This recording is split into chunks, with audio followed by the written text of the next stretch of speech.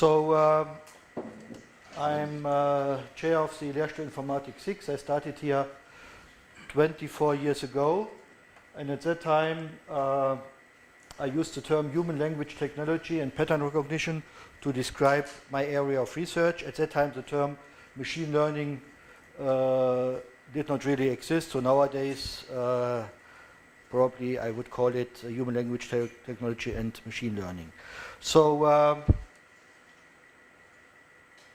I will talk about the principles, which in my view must go back to statistical decision theory, based decision theory, and then will take the way to take you to deep learning. So I'm not sure how to structure this. I have prepared 100 slides or more. Probably I cannot go through all of them. It depends on your preferences. As Paolo suggested, you are free to ask questions during my presentation. I will try to reserve, after certain topics, I will try to reserve to allocate 10 minutes or so for explicit questions and discussions.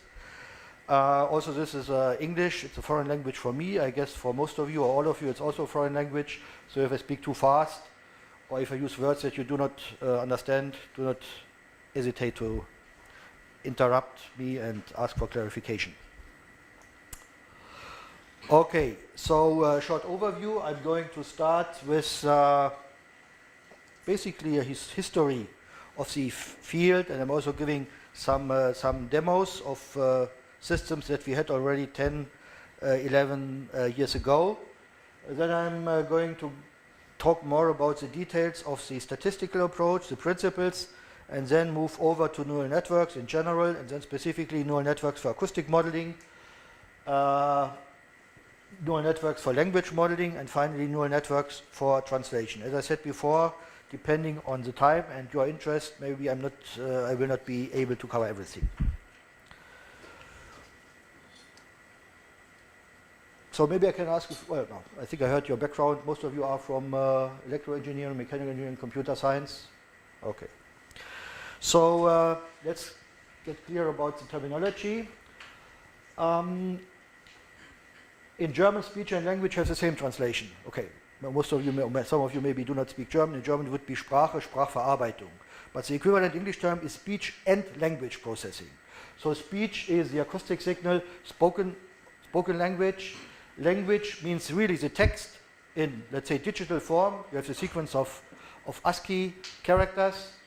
So this is referred to as language.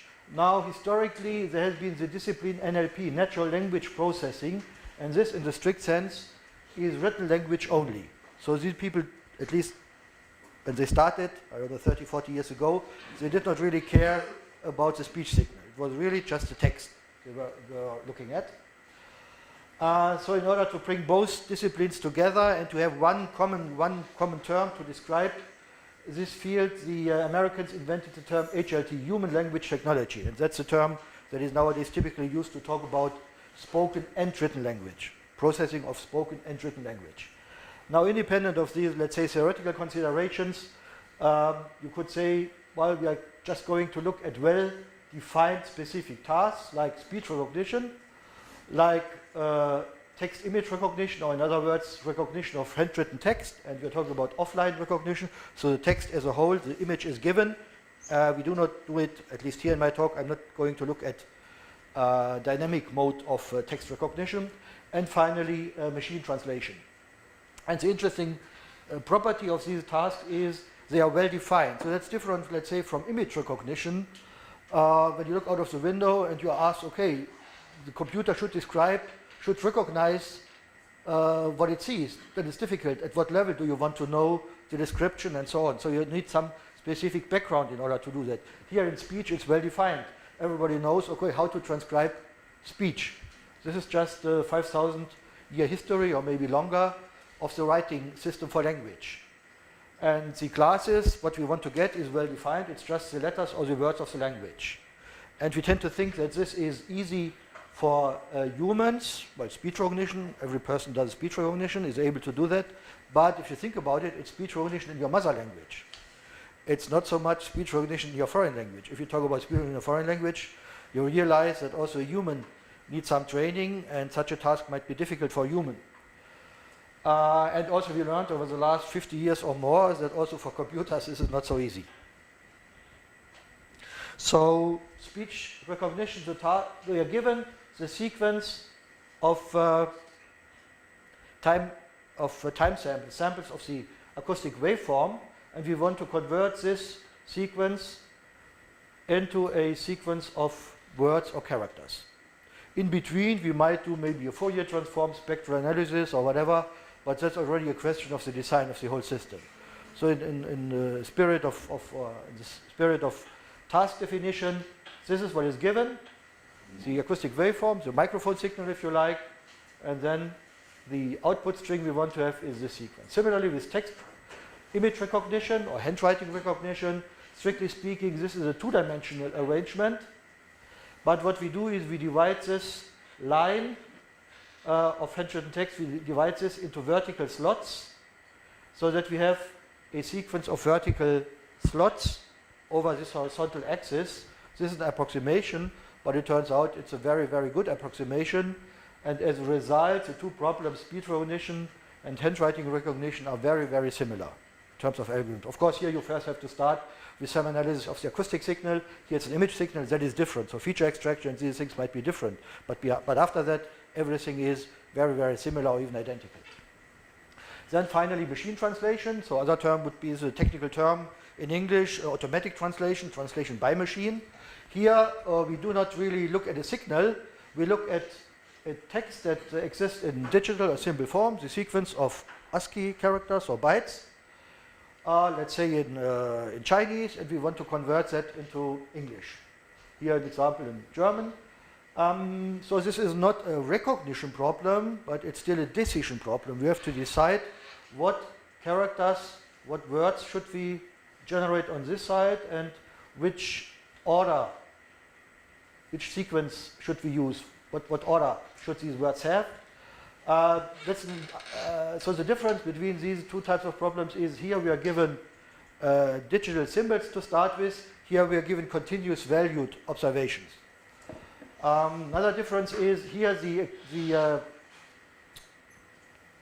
synchronization between this string and this string is strictly monotonic. If we know this S is spoken here, then we cannot say T has been spoken here. So the assignments cannot cross. In translation, these assignments can cross because the word order in the two languages can be quite different. Okay. So the situation we are facing is we want to convert an input string to an output string. The common property in all these cases is that the string of words, that the output string is a string of words or letters in the natural language. So what we generate is always a string in a natural language. So what matters a role here is the context of the problem. So some people use the term contextual pattern recognition, structured output, compound decision theory. This is different, let's say, from the elementary problems in machine learning, where you say, I want to recognize this object and I don't have any context information. Where you typically have just a single class index. Here we always have a sequence of symbols, of class symbols. So let me talk about the project in which we have done this work and we are continuing this work. So I started here in '93 at the university. Before I was with Philips Research, and already there I worked on speech recognition. So I call it speech recognition, where we really just want to generate the sequence of words. Understanding means, for example, you have an automatic system for flight information. You call it, then you need speech recognition, then the recognized sentence has to be converted to a formal database query. So that's a task of understanding, or speech recognition and understanding. So in that project, at that time, we had already some understanding part. That's not something I'm going to cover here, but the project did include this task. At that time, this was 1,000 words. Nowadays, this is a, let's say, very, very simple task, but at that time, it was very much advanced. The vocabulary size was just 1,000 words, and not more. It was continuous speech. Before that, many systems required isolated speech input. You had to make explicit pauses between the words. Something like this. This was funded by the German Ministry of Research and Technology, as it was called at that time. Then another project funded by also the German government was verbmobile. So here it was recognition and translation in the context of the scheduling of meetings and appointments. So the idea was you have two business partners, one speaks German, the other English, and the system should recognize what they are saying and translate to the other language. But this was a sort of toy task because it was really only just a small vocabulary, 8,000 words. And as I put it, the data were collected in the research lab by researchers for researchers. So this is really what I call artificial data. Later on here we had projects for translation where we really worked on real life data, as you will see. So at that time this was a big project, 10 million German marks per year, about 25 partners, and also participation of research labs of European or German companies, but meanwhile all of them stopped working on this topic of speech recognition for whatever reasons. Then we had a project TC Star. Here we worked on the speeches given in the European Parliament. So this was really real life data. We took the speeches as we could get them from TV and worked on them. So this was in research the first system that has ever been built for speech translation. Speech translation means you do speech recognition first in the source language, and then you convert, you translate the recognized sentence, maybe that has some errors, recognition errors, you convert it to the target language. So this was the first research system that was ever built for such a type of problem. And the partners were many European universities, but also IBM US research, they participated. Then there was a similar project, GALE, funded by US DARPA, and here the goal was to work on Chinese and Arabic broadcast news, broadcast conversations, or maybe also text that you find in the internet, and recognize them if it was speech, and then translate them to English, and also then maybe understand what the contents was. This is not a topic we worked on, but some of the other teams worked on that. So this was $40 million per year. This was the largest project ever in history on human language technology. And there were about 30 partners or teams, both Bionic and Human in Cambridge, Massachusetts, IBM research in the US, SRI in Palo Alto, Carnegie Mellon University, Pittsburgh. So these four are typically the four teams worldwide that have a very, very long history in speech recognition. The others here have a history, but not so much in speech recognition. This was more language translation and so on, but not this part, speech, spoken language. And on the outside the US, there were only a few partners teams that participated, among them LIMSI CNRS in Paris, Cambridge University in England, and my team. Maybe before I go on, I should give you an idea of what was the type of data we worked on in these projects. So what you're now going to see is systems that we had already 10 years ago. They were fully automatic, but the processing was done offline beforehand, and then everything is just replayed. Nowadays the systems would be much better, but this is what we had 10 years ago, and this was long before you had Siri on the iPhone, Google Translate in the internet, and what else do you have nowadays? Skype Translator by Microsoft. So I hope the demos work.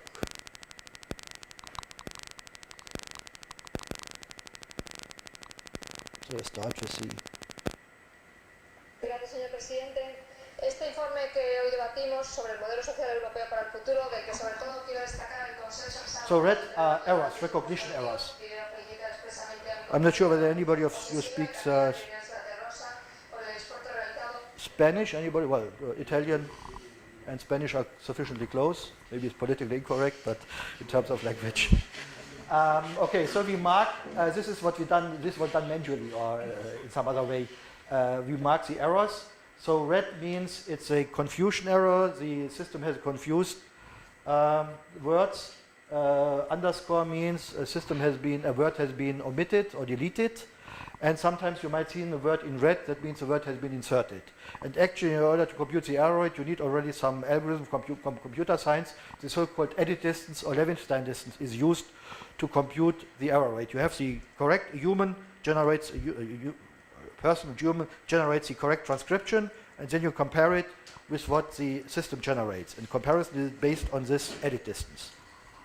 And the error rates that you get for the speakers that you see were in this range, 3 to 7% at that time. This is after comparing with the ground. Yes, otherwise we wouldn't know that, yes. So this was, I said everything is fully automatic, so here there's some human interaction in the sense that the human has said what has been the correct transcription. This is the recognition result, and these results are translated into English, and the translation system has to cope with the errors in the recognition process. Here we do not mark the errors for translation because that's a little bit debatable what are errors and so on, but if you do not speak any Spanish, you get an idea at least what these speeches are about. And this is, as I said, what we had 2006, 11 years ago. What else should I say? These systems were trained, they were trained on pairs. So for speech recognition, I said we have inputs, that's the acoustic signal, and then we want to generate the transcription. And you use such pairs in order to train the system. So the system is given a large number of these pairs.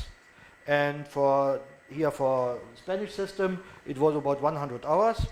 There's a TV station, Europe by satellite. You can switch it on and listen to these speeches and watch the speeches given in the European Parliament.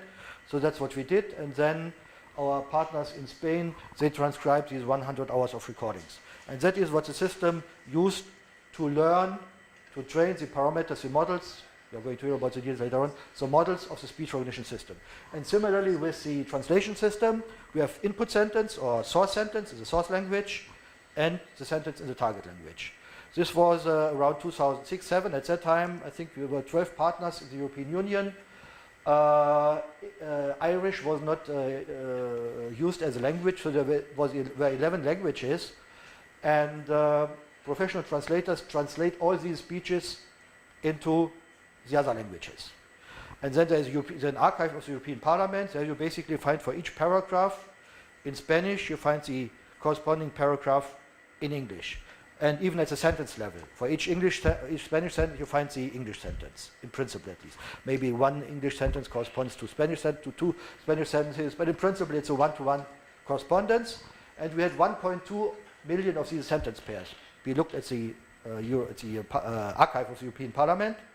So the system, the translation system, was trained with 1.2 million sentence pairs. The sentences were quite long, about 30 words per sentence on the average. So in total, the system was trained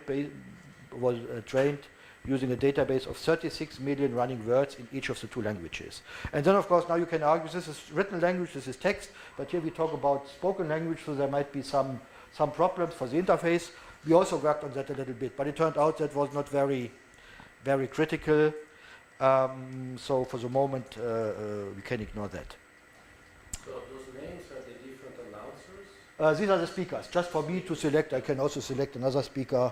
So the lower Tiene que ganarse la confianza de los ciudadanos con resultados tangibles ante los problemas de hoy. Deseo desde luego que su presidencia alcance los mejores éxitos, los mejores resultados. La Unión Europea debe ser Maybe also about immigration, interesting because that was already topic 12 years ago or so, immigration, Canary Islands.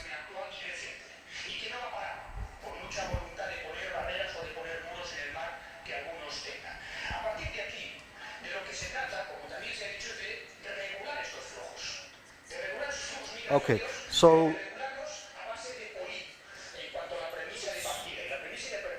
maybe that should be enough for that language pair.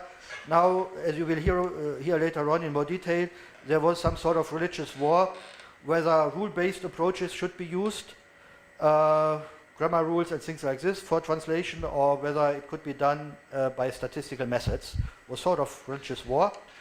And so the criticism about this approach was, well, these two languages are really very similar to each other in terms of word order. One word in English corresponds to one word in Spanish, more or less, so it's quite simple.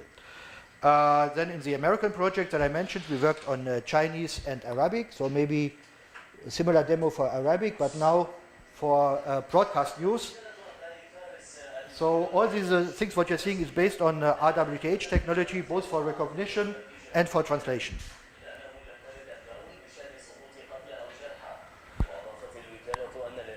And finally, Chinese. This I was told is the TV station of the Chinese government. So language, I should say Mandarin, or the spoken language Mandarin, and the translation into English.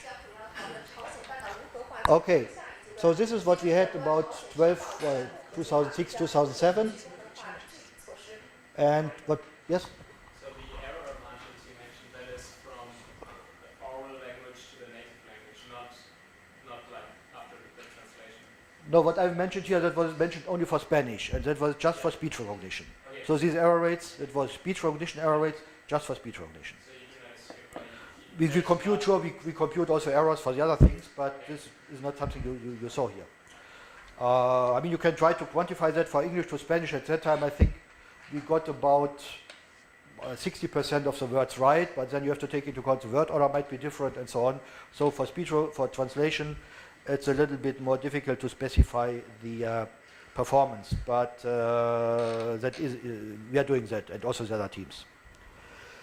Then in the more recent projects, we worked on more colloquial speech. I mean, here speeches, or the speech signal comes from speakers that have a training or well prepared, like politicians. They are well prepared in giving speeches.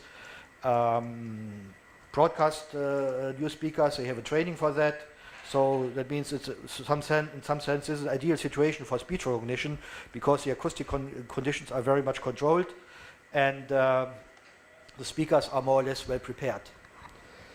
So now the other extreme is you have a discussion on TV where everybody speaks freely and some people speak at the same time and so on. So this is something we are looking at in the future, but we're going to see something in between, that is academic or general lectures. And some of these lectures are the so-called TED lectures. All of them, I think, that I'm going to show here. Let's start maybe with Bill Gates. So that's now from, I'm sorry, Bill Gates. No, where did it go? Maybe I close. Do it again. Okay. Bill Gates. This is now from English to French.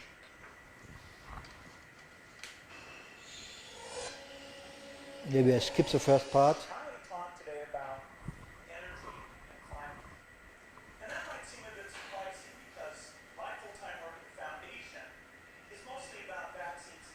No, he's a good candidate because he speaks very clearly. And maybe some other task. German. Maybe I skip the music part. Die Arbeit des Interpreten. Musik als Sprache. In der Beschreibung von meiner Rede steht geschrieben, dass ich als So now from German to English. Übersetzerin, also im englischen Wortsinn stehe. Interpreten sind Übersetzer der geschriebenen Noten und klingende Musik. Dass man als Übersetzer nicht bloß Wort für Wort I think that should be Text in eine andere sufficient. Sprache überträgt, sondern auch So these were systems that were built without neural networks. So with neural networks, the error rate has been, well, let's say more or less halved. So what had an error rate of 10% here on the same data with the same amount of training data, just changing the algorithms would improve the error rate by 50% relative. For translation, there's also some improvement, but it's not that big. So let's come back to these slides. Are there any questions about the demos? So this was the European Parliament. This was the Arabic and Chinese. Then what I just showed was done in this French project, Quero. Well, actually, this project was intended to be a French-German project, but then there were, let's say, different opinions about how to carry out research, how to do evaluations, and so on. So ultimately, my team and Alex Weibel's team in Karlsruhe, we ended up on the French side, and they actually also supported us, and it was quite generous funding. Then some more projects here. Babel, here the topic is on building systems using only limited amount of data and do that within 24 hours. You have to understand in these American projects there are regular evaluations. You work for 1 year, but then you have to submit your system and you have to compete with what the other teams have. And if you do not meet the goals, then your funding is cut. Or also, if you are just much worse than the other ones, you run the risk of being cut. Okay, and then Paula mentioned that recently we've got an ERC grant where we try to focus more on fundamental problems. I mean, here there's always in this project, there's always the condition, okay, you have to build some working systems, and then you have to do an evaluation and compare with what other teams in the world have, or your colleagues in the same team, or your partners in the same team. Okay, maybe a few words about how we work in my team before coming to technical details. So we typically build fully fledged systems for speech recognition, handwriting recognition, machine translation. So not just a single component, but everything. We work as I showed, in European international projects. Actually, we do not get much funding from Germany. That's maybe remarkable, but that's the way it is. We participate in international evaluation campaigns. It turned out this was very helpful for the development of science. So speech recognition was one of the first disciplines that argued we need common databases. Everybody has to use the same data so that we can compare the performance of our algorithms. Before that, everybody said, I have a very beautiful algorithm, and on my personal private data, it has 99.9% of accuracy.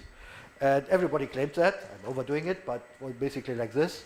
And so the community agreed on, okay, we need common databases, common tasks, and then when you want to publish a paper, you have to show that you get good results, competitive results on this database, or at least you have to perform results on this standard database so that everybody knows where are we. Maybe even a method that does not work so well is important to be reported, but with this, under these conditions, we know what the performance of these methods is. So that was something that really started in speech recognition and later was taken over by people from image recognition and later also in translation. So we also have our own code. I mean, these systems tend to be quite complex, and there are only a few teams in the world that have their own code. Even big companies, they use some of these public toolkits. So we are only of the 3, 4, 5 teams, let's say in the academic world, that have their own code. And that covers the full chain of modeling, training, and decoding. Decoding is a search procedure where the target string, the output string is generated.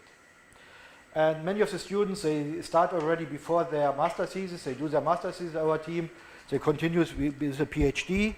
And then as part of the PhD, they really work on these projects that I've mentioned before. All the work on our side, on my side, was done by my PhD students. And so they also participate in these evaluations. And many of them stay in the field. So out of my 60 PhD students that graduated so far, there are 42 that stayed in the field working for HLT companies like Amazon, Apple, eBay, Google, IBM, Nuance. These are the big ones. Lilt is a small startup. And it's interesting to mention that here Amazon, most of them work in a research lab here in Aachen. Amazon has a research lab here in Aachen, in addition to the labs in the States and in Berlin, I think. Then also with eBay. eBay has a research lab here in Aachen, and most of these people, all of them actually, most of them work here in Aachen. And also Nuance has a big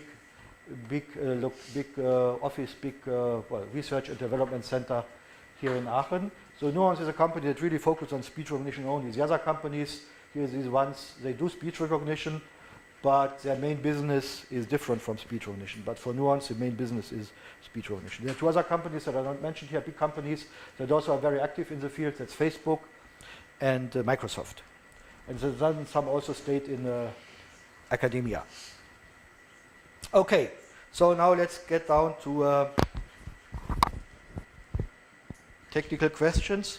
What is a problem in speech recognition? Some people argued, if you don't know, if you're not familiar with it, it's simple. You just recognize the phonemes. You group the phonemes or sounds. You group the sounds together to form words. and you group the words together to form sentences. Now the problem is that each of these decisions is very ambiguous. You have a lot of ambiguities for all these decisions. So you don't know exactly where are the phoneme boundaries. Phonemes are something like sounds, vowels, consonants, more or less. So often when you say, here is the boundary between two sounds or two phonemes, you can specify the boundary only when you know the phoneme. So there's no clear indication where they happen. And also, even if you know the boundaries, the accuracy for recognizing isolated sounds or phonemes is maybe only 60 or 70%, if at all. Then these phonemes have to be grouped together to form word hypotheses, and again, we do not know the word boundaries. In continuous speech, remember I gave this example of speaking in isolation. That was before the earlier systems, they had problems in detecting the word boundaries. Or let's say they were based on algorithms that assumed we know the word boundaries. So as a consequence, nowadays, or already 20, 30 years ago, people started to build systems that did not make explicit assumptions about phoneme boundaries or word boundaries. They said we form hypotheses about all these things, and also at the sentence level, we have to combine words to form sentences that are correct, or that are good from a semantic and syntactic point of view. So we have a lot of constraints that have to be taken into account, and the interdependencies between all these hypotheses. So the approach then suggested by at CMU already in around 75 and IBM research in the US was, okay, we have to introduce scores for these hypotheses. We have to use a probabilistic framework to compute these scores, and then we have to use statistical decision theory to find the most likely, best, most probable sentence as output. So this was the starting point of the statistical approach, and I think it's still the right concept. And you might ask the question, where do neural networks here come in? And that's exactly the question or issue I'm going to address in my talk. So in terms of knowledge organization or probabilistic models, we have models for the sounds, we have models for the language, for the text, and we have also models for the words at the pronunciation level. Typically here we use existing pronunciation dictionary. So we just take a conventional one. I mean, English is a little bit different, but in many other languages like German and also Spanish, the link between the sounds and the characters, the written characters, is quite straightforward. I guess similar in Italian. So you do not really need a dictionary. English is maybe one of the languages where you really need a dictionary to do that. Okay, so we talk about two strings, the input string and output string, and we assume we know the probabilistic dependence between these two strings at the string level. It's the level of the full string. So it's a complicated distribution, if you like, because the conditioning event is a string, and the string that we want to predict is a string as well. So it can be quite complicated, and we have to introduce additional structures. But in order to derive the main result of the statistical decision theory, that's all we need to start with. The output of our systems are strings, and we discussed that we have to measure the error of these strings. So we need an error measure, a performance measure, in order to compare the correct string, let's call it just C1 to N, and the, or other way around, I did it here, but here, yes, the true output, the correct output, the correct transcription, and the output that was generated by the system. So this could be, for example, the edit distance between these two strings. And then we know from this probability distribution that each observation is associated with different output strings with different probabilities. But in the recognition process or decision process, we are forced to come up with only a single one.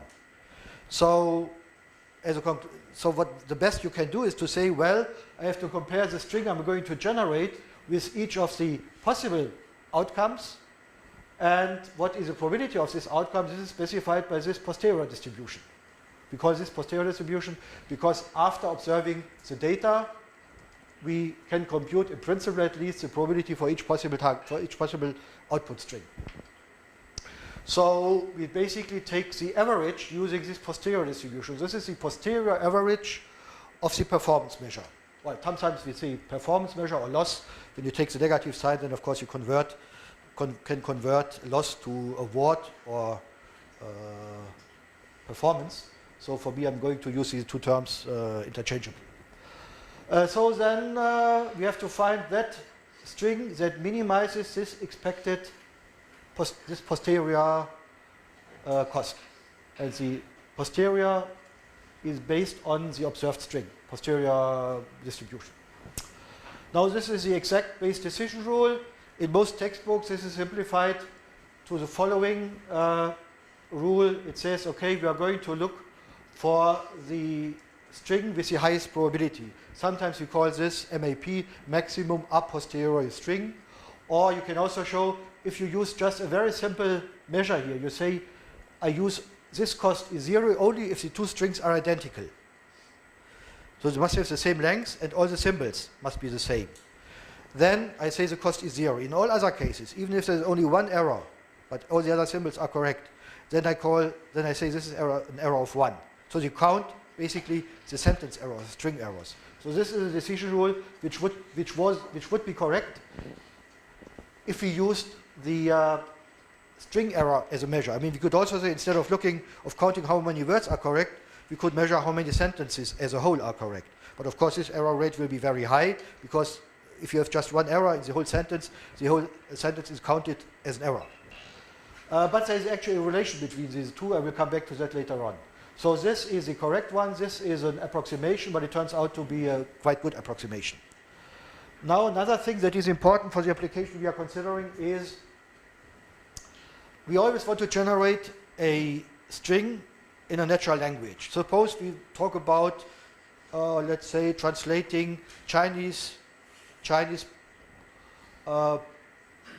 news articles that you find in the internet, Chinese. And we want to build a system that translates these Chinese news articles into English. Now, English articles, political articles and so on, we can find very easily in the internet. There are huge amounts, but we do not have the Chinese equivalent. But we can use these English data to build a so-called language model for the target language. So in this posterior probability, we separate the probability of the output of the target string that we want to have. Then we have this observation probability, which is conditioned on the string that we hypothesize, and then we have to renormalize it. And the advantage is now later on we say we can train this independently of the other models, and to train this we can use data without any annotation. You remember before I said the training of the system is based on using such pair. This is input string, output string. And in the training phase, the system is offered many, many examples, millions of these pairs. But this requires that we have these pairs. Now, what I'm doing, the assumption is, or the starting point is to say, well, but we have lots of data for the output string without any input string. And so there's a good chance to learn these models just from data without, I mean, if you have these pairs, we talk about annotation or transcription. We have the acoustic signal, which is annotated by its transcription. Or similar, we have a source text for translation, source sentence, and this is annotated by the target sentence, or the other way around, if you like. So that means, or the reasoning is that this model can be trained from monolingual data without annotation, and this data can be found easily in the internet or archives of companies or whatever. Or for example, you talk about dictation of medical letters for doctors. So there are many examples of these letters, so we can use these written letters without the acoustic signal to train the language model. Now we can do extensions here. We can introduce exponents here, and then do renormalization. That leads to log linear models. but I'm not going into the details right now. But this separation of the language model is an important aspect basically for everything that we are doing. So now we have shown this is the best that we can do. Really, there's nothing, I mean, no big theory about it. It's really elementary, let's say, modeling or mathematics. That this is the best you can do under the assumption that we really agree on this performance measure and we know this probability distribution, which can be complicated. And in reality, of course, we do not know it. So the approach is to say, well, we don't know it, but we want to learn it from data. Both this, depending on the structure later on, we might start directly with this one. This would be more in the spirit of neural networks or so, directly with, yes, let's say this one. Or we might do a decomposition like this, which is typically done in the so-called generative approach, which we will look at later on. So we have to agree for any task that we want to solve out of these 3 or 4 tasks that I mentioned. We have to agree on how do we measure the performance of our system, which is typically, let's say, speech recognition error rate, translation a little bit more difficult, but you can also compare word by word, but you have to allow for movements of words or word groups because the word ordering in the languages can be different. Now, here we have the probability, we do not have the true distribution, so we have to come up with models. These models, to a certain degree, are task-specific. And let's say 30, 40 years ago, people said, okay, speech recognition, we have a scientific discipline, phonetics. And you have to study phonetics before you can do automatic speech recognition. It turned out that was more or less wrong. And now at that time, 30, 40 years ago, you find phonetic institutes that try to build automatic systems that were in that area of science. But nowadays, you do not find them anymore because the algorithms, basically, the development of the algorithms has put them out of business, more or less, at least for that purpose. Of course, I mean, you can ask, is it fair to ask a question? Phonetics, this science, was it ever designed to build automatic systems? And probably it was never designed to do that for that purpose. So maybe it's a little bit unfair to expect that phonetic science should be very helpful to do speech recognition. It's a little bit controversial what I'm saying, but okay. So nowadays you do not find phoneticians anymore here. 30, 40 years ago, yes. And the important contribution really came from machine learning, statistical modeling, statistical learning, and so on. So these models have 3 parameters. They can go into millions, 100 of millions or more. They have to be learned from data. And they are learned from these pairs in most cases, as I said. But we are not interested in the parameters as such. We want to have a system that has good performance based on this definition. So the training criterion should somehow take this into account. And then in most cases, all the training criteria, 99.9% I would say, amount to an optimization criterion, mathematical optimization problem, with up to 100 millions of parameters or more, and also huge amounts of data. So we really have to worry about the efficiency of the algorithms. Then we have trained, suppose now we have done the training, and then we have to put the resulting models with the parameter estimates into our base decision rule. And again, we are facing a computational complexity problem. When you take the correct rule here, we have to go over all possible outputs in this sum. And in addition to that, we have to go over all, you know this notation, I guess, look at the arguments that minimizes this term, and the arguments are here the length of the unknown string and the symbols in this unknown string. So you have to go over all possible strings. Let's make a simplification, 100,000 words as a vocabulary size, and a string length of 20 words. So in principle, here you have to look at 100,000 to the power of 20 possible strings, and the same here. So this is a problem where really, maybe here it's a little bit less, but it's still 100,000 to the power of 20. This is where really, let's say, issues from computer science come in. You need search. Many of these problems amount to finding a best path in a huge network that is constructed dynamically, really huge, which takes up a huge of the computer memory. And these are algorithms from computer science that you can use here, and you can extend them to handle these specific problems. So what I said here, this estimate of 100,000 to the power of 20 is a little bit pessimistic, because in reality, of course, we are going to exploit the structure of the models, and then by having some sort of first order dependencies, using dynamic programming and so on, this search problem, this is what we call search problem, can be reduced. You were going to ask a question? Yes, I don't quite get why we are summing all those terms up. Yes. Why is there some pressure there? Well, maybe the simplest thing would be suppose we are not talking about this complicated problem, but a problem where we have this string, and they are small, and we can have a huge but limited database. Yes? And then we could have pairs. We have pairs in this database. And for each input string, we have an output string. But for some of the input strings, we might have different output strings in our database. That might happen. This, I mean, in speech recognition, you can argue this is not very likely, because every person is able to give the correct transcription. But in translation, you might have, I have a sentence, a source sentence, but that might have two translations that are perfectly acceptable.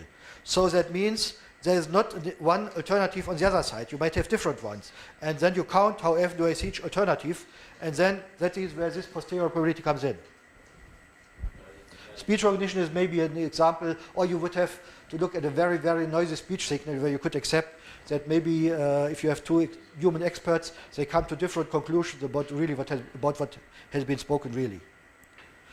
But imagine, I mean, okay, I didn't want to do this here, but in my basic courses, I start here with an example where I say I have a huge database. Imagine a huge database with pairs, input string and output strings. And then what might happen is that the same output string might have different output strings. And some of these output strings might occur once, some of them might occur 3 times, 4 times. So now, which should you use? And that is exactly where this posterior probability comes in. And then in combination with this measure, this is what you get. This is very basic, well, very basic mathematics. You do not need any big theory from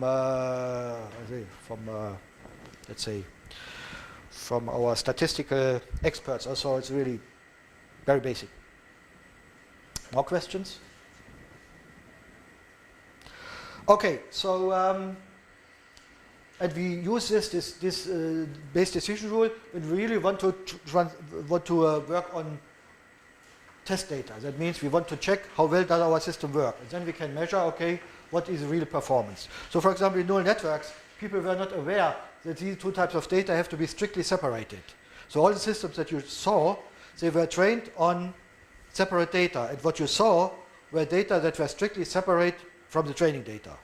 So 30 years ago, when people started with neural network, and there were people that did not have experience in, let's say, pattern recognition, they were not aware of this important distinction, and they often, at the beginning, they reported error rates on the training data. They trained the system on the training data, and then they measured the error rate on the training data. Of course, this was much too much optimistic, and then only later on they realized, okay, I have to use a different sample in order to measure, to get a realistic estimate of the error rate. Okay, so now when we really summarize this, this is what this whole area is about. We have to agree on the performance measure. We have to come up with structures for our models. This is really where machine learning comes in. Let's say in a very elementary case that we are not really considering here, but just to give you an idea, where we have just single observations. This could be, for example, Gaussian distributions or mixtures of Gaussians that you use to describe the dependence between input and output data. Again, we are not assuming a string in this case. Log linear models. I'm not sure whether anybody of you has get into contact with support vector machines. Basically, when you compute the posterior, just as well, we'll do this later. Later on, when you later on will come. Also, neural networks. For the case that you have a single, let's say, input vector, and you want to produce a score, reliability score or probability score for each of the possible outcomes or classes. And we will show that in detail. If you use any of the usual training criteria, you can show that the best you can get is a neural network that computes the posterior probability of your training data. You can mathematically show that's the best that you can get. And we will do that. So then talking about strings, Markov chains, conditional random fields, hidden Markov models, which are extensions of Markov chains, recurrent neural networks, the LSTM, long short-term memory extensions, ANN-based models of attention, the sort of alignment concept using neural networks. So all these things, so when I say I use a statistical approach, I do not imply that I'm using Gaussian mixtures or hidden Markov models. I'm saying that I'm using structures, models that have to be learned from data. Of course, many of these things you do not find in classical statistics. Classical statistics focuses on Gaussian models, other models, and these models have the property that typically you have closed form solutions. Maximum for conventional models, you often use, I'm not sure whether you have come across the term maximum likelihood estimation, and then you get closed form solutions where the mean vector of the Gaussian distribution is the empirical mean vector of the data. The prior probability is the relative frequency of the data, and so on. So this is what you get for simple models. The advantage is they are closed form solutions, but they are not really appropriate for what we want to do, for reasons that I'm going to explain later on. Then, so we have the models, but now we have to talk about the training criterion. You can basically think up many training criteria and combine them with any of these models. Not all combinations make sense, but most combinations make sense. As I said, this criterion, this training criterion, should be linked to performance. This is a difficult theoretical question, actually. It results typically in a complex mathematical optimization problem, and we need efficient algorithms to do that. For example, with log linear models, just to mention that, you can show that the typical training criterion is a convex optimization problem, but there are no closed form solutions, so you need iterative algorithms. But at least you know there's only a single optimum, which by neural networks is not known at all. Or you can be sure that there are several suboptima in neural networks, and the challenge is to find a good suboptimum. And again, when you're talking to an orthodox statistician, then his answer to our problems would be what you want to do, you cannot do, because you want to estimate millions, 100 millions of parameters, but you do not have enough observations to do that. So we are always working in the limit where we have huge amounts of free parameters and never enough training data. And then the Bayes decision rule itself requires search algorithms, which I'm not going to go into detail here. So let's have a look at the history. So let's say speech recognition started seriously maybe in 75. There were already some work before. So people started with 10 digits. They moved over to larger vocabularies. And in the beginning, it was really red speech. People were sitting in the in a noise, or what you call it in English, really a quiet room, very quiet, anechoic chamber, whatever it is called. And then people read word sentences, and this was recorded with very high quality. That's how things started.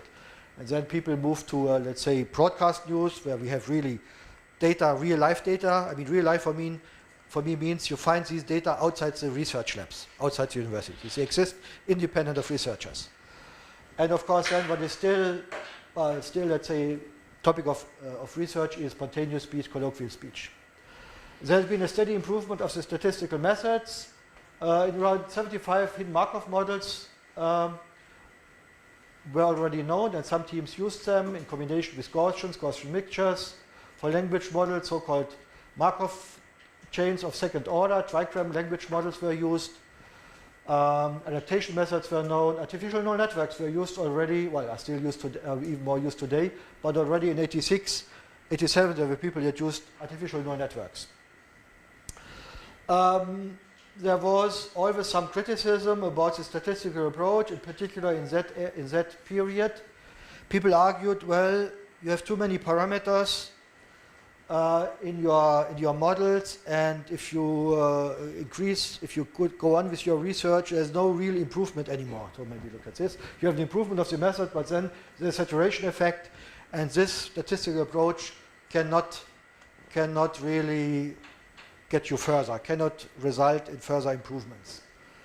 And there were also people that argued, also in personal discussions with me, I remember many people that told me, what you're doing is never going to work for larger vocabularies. Let's say 10,000 words for them. They said, these systems that we are working at are never going to work for 10,000 words for various reasons. The remedy or solutions that they suggested were the following. They take, when we talk about text, this is really where linguistics should come in. There are linguistic grammars and structures. Like a sentence consists of a subject and predicate group or just predicate. The predicate has a verb or verb phrase. This is a verb itself plus direct object or noun phrase, as they say. We have positional phrase and so on. So this is a structure of a sentence, sort of context-free structure, as you learn it in formal languages, in computer science. And this is what we should use. We should write down all these rules, and this should give us a model, at least for the language models that we use in our systems, to describe the output strings that we want to generate. And now these things, of course, can be extended along many dimensions. Sorry, I moved on too quickly. And similarly, at the level of acoustic modeling, people argued, well, there's a scientific discipline, phonetics, and at that time there was the, how can I put it, euphoria, what you call it in English? Euphoria about rule-based approaches. Artificial intelligence at that time had a different meaning. Nowadays, when you say artificial intelligence, people mean machine learning and neural networks. At that time, people meant rule-based systems that were written in the style of prologue with explicit rules and conclusions and so on. So they argued you have to build systems that use the knowledge that you find in the phonetic textbook, or that is in the head of an expert phonetician. You have to put this into rules, and then you will be in a much better position to solve the acoustic recognition problem. This really never worked for various reasons. My interpretation is a huge manual effort is required. You need some people that work really hard and write down all these rules. You have to make sure that those rules are more or less consistent, that they cover everything. And of course, in that context, you have to make sure that the rules are more or less consistent. Otherwise, you have contradictions, and the question is what to do.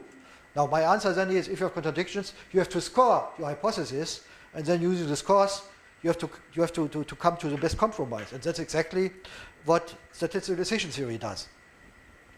So this really never worked. There were many, well, this was very popular in the academic world. Many textbooks were written about these things, but there were never systems that worked. At the same time, the request, or the community, at least in speech learning, came up, well, we have to agree on test data, we have to do evaluations in order to know where we are. So I know at that time, I did not mention that, in 86, 87, there was a big American project, Angel, also supported by US DARPA, and they wanted really to implement these things. They wanted to get away from the statistical approach, and then they had evaluations, because they were pragmatic. They had to know, okay, we have to measure the performance. And then a system that was built on these concepts had an error of 106%. And then people argued, well, if you don't do anything and just recognize which is the most frequent word in English, you would have had an error rate smaller, an error rate that was smaller. So that was more or less, at least on the American side, in the American community, the end of these things. In Europe, Europe was lagging behind, and people still continued a little bit. So it turned out that this concept of having common data and also evaluations where you compare, I mean, also problem is you work on the data for all the same data for a longer period of time. Then the problem is that you tune your system more or less on these data. This is what is called training on the testing data in pattern recognition. And you have to avoid that. So that means during these evaluation campaigns, you have new test data every year. And there will be new data that you have never seen before, and you can verify whether your system really works better than before. Otherwise, just works better because you do so many evaluations on the same data and you analyze the errors and you go back and redesign your system, so you tune your system on the specific database. That has to be avoided. Okay, so far I've really talked about speech recognition, acoustic signal, waveform. So this was considered to be the area of statistics. You had electrical engineers here. This was really mainly done in those days in industrial research labs. Then you had this area of linguistics, of language, of text. So people said this is symbols. Here we need rules. This was done by linguists and was done at universities. And also artificial intelligence advocates that believed in the rule-based approach for real-world applications. I mean, the rule-based approach is good for Prolog, for mathematics, because mathematics has been designed like this, but the real world has not been designed based on principles of logic. That's my view, but okay. And the use of statistics has been really controversial in text and language processing. It was sort of religious wars that happened there. So Chomsky is a very popular person in linguistics, also popular in computer science for his hierarchy of formal languages. And he didn't like statistics at all, probability theory and so on. He said, and he made many statements like this, the notional probability of a sentence is an entirely useless one under any known interpretation of this term. So he really hated it. He said there's no room for it. And this was, I mean, he was an authority. He had done good work for formal grammars and so. So what he said was believed by most experts with a background in rule-based artificial intelligence and natural language processing or language technology. Not so much people from the speech field. They did not really believe in these things. So let me give a short history then of what happened in machine translation. In machine translation, there had been rule-based approaches, but this was very hard work. You need a team of 5-6 people. They have to be bilingual because they have to speak both languages. They have to write down the rules. They have to make sure the rules are consistent. They have to work over a period of 6-7 years to optimize the system step by step. So it's also sort of training, but it's training with human interaction. There were systems that were built like this. So that was the only solution before that time. So in '89, people at IBM Research that had also done pioneering research for speech recognition, they were the first ones to come up with hidden Markov models and Bayes decision theory for speech recognition. They didn't care about this ban by Chomsky and started a statistical approach. And they were more or less quite successful. How successful? They did some comparison with conventional approaches, but the main reason why they stopped was the key persons and some more people of the team, they left to join a hedge fund, Renaissance Technologies, which you also find in the internet. The key persons behind this statistical approach were Bob Mercer and Peter Brown, and both of them, at least, well, you can find them also nowadays in the context of politics in the US. Peter Brown is a supporter of the Democrats, and Bob Mercer is an active supporter of the Republican Party, including Donald Trump. If you just put in the name Bob Mercer or Robert Mercer and Trump, you find all these things in the internet. So he stopped working in this area and he joined this hedge fund, and they say it's one of the most successful hedge fund in history. So they stopped, and then now around 75, when I had started at the university here, there were only a few teams that advocated, that believed in statistical MT. That was myself, or at least, well, I'm not sure whether I believed in it. I believed it was worth the effort to try it. But many people said, well, it's not really worth the effort even to try it. There was a team in Valencia in Spain, with which we still have a close cooperation.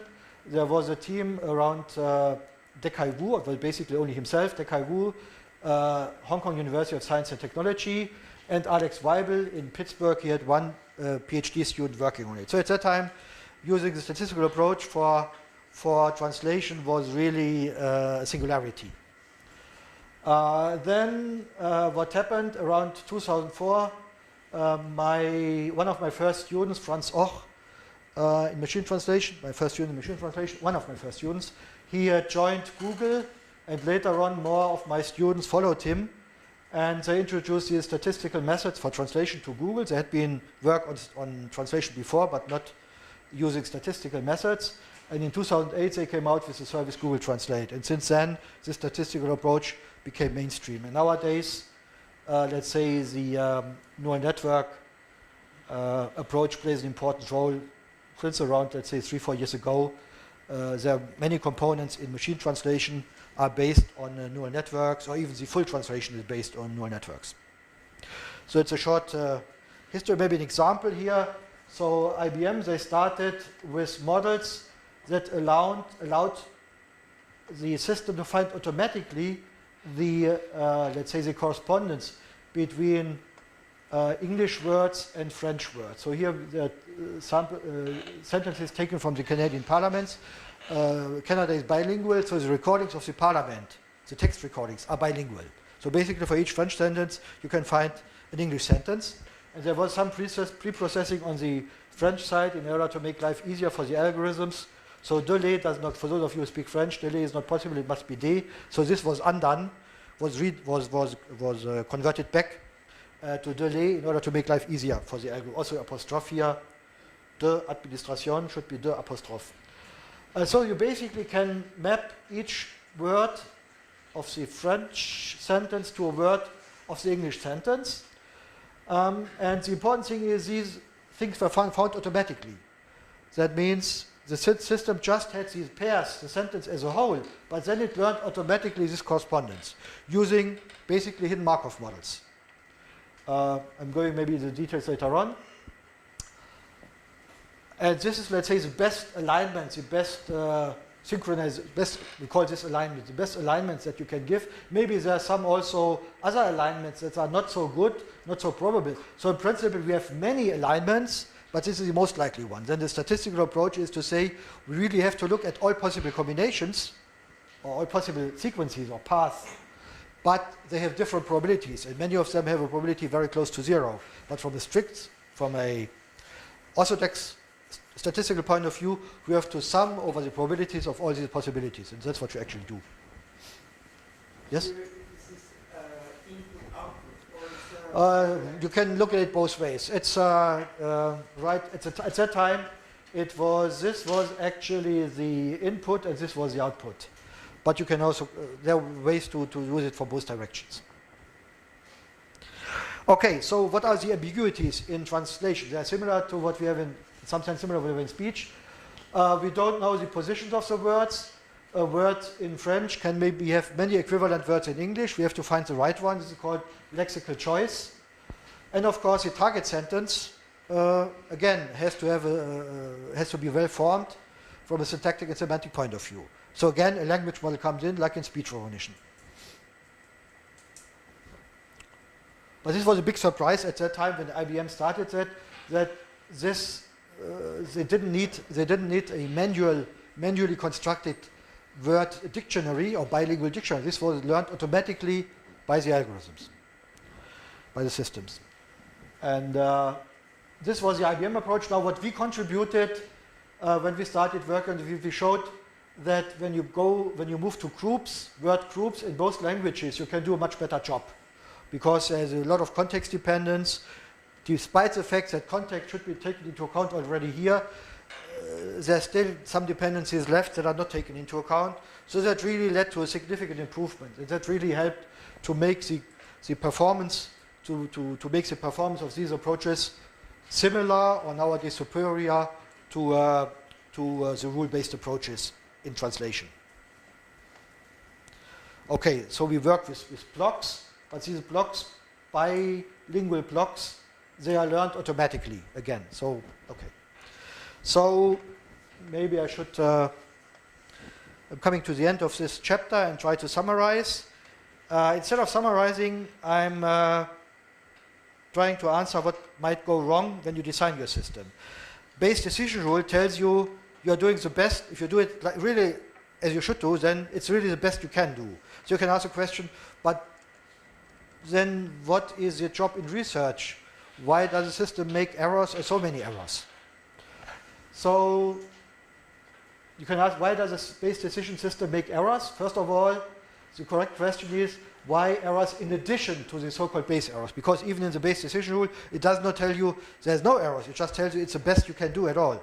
So the question we have to ask is, why do we have errors above the base error? I mean, in speech recognition, high-quality speech, you could argue, if you listen to a broadcast news, you could say a human, a native speaker, he or she is able to write down basically 99% correctly, or 99.9%. So the baseline error rate then is really close to 0 in that case.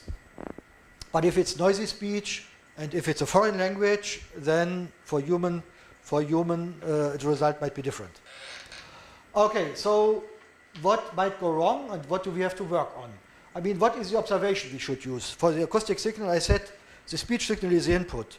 But in reality, we work with the data that we get from some sort of spectral analysis. Because then life is easier for certain reasons, we have less data and so on. So that's already an approximation. Because we do not use the original data anymore, but we do use a simplification of the data. That's true for speech recognition. So it's a poor or incomplete part of the data that we are using. And then the bottleneck, of course, is we have to describe dependencies between input and output. And that's really where the bottleneck comes in, where really we have to know what are the problems in speech recognition, a little bit of phonetics, a little bit of knowledge here helps. Also the same with translation. And that is really where the big progress has come over the years. That is where neural networks helped a lot. I mean, I should say all models are incorrect. And the question is, what is the level of incorrectness? There are models that are good, there are models that are better, there are models that are much, much better. So we always talk about the certain quality of the models. And then even suppose now we have a very, very good model, or maybe correct model, but then we do not have the parameters of the model. So we need a training criterion. So maybe we have now a training criterion that is not really good in the sense that it gives a close connection between our performance measure and our training criterion. Or let's say the training criterion is not closely linked to the performance measure.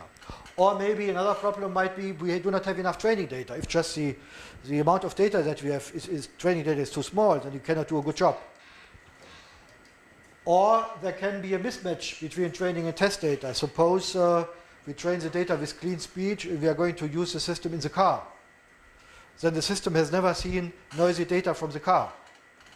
And this is very difficult to do if the system has never been informed about the fact that we are going to use data that are generated, or data with noisy conditions.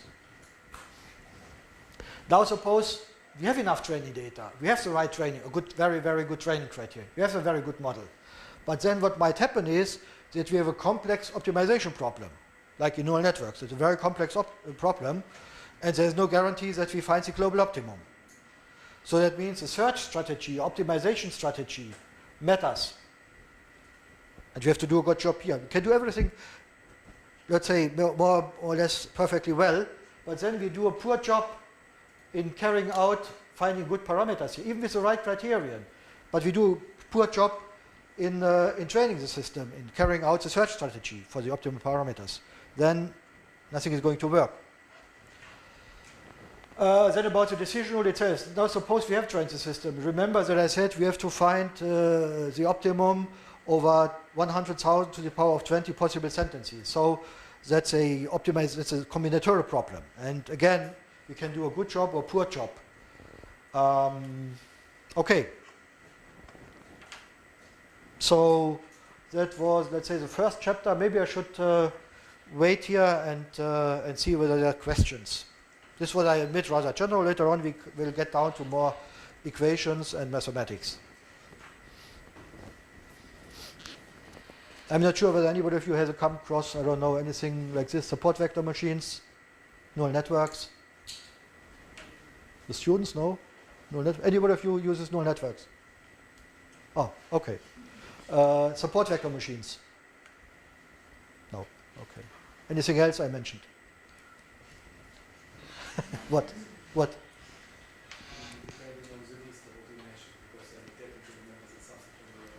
Uh-huh. But it's like precise, like it's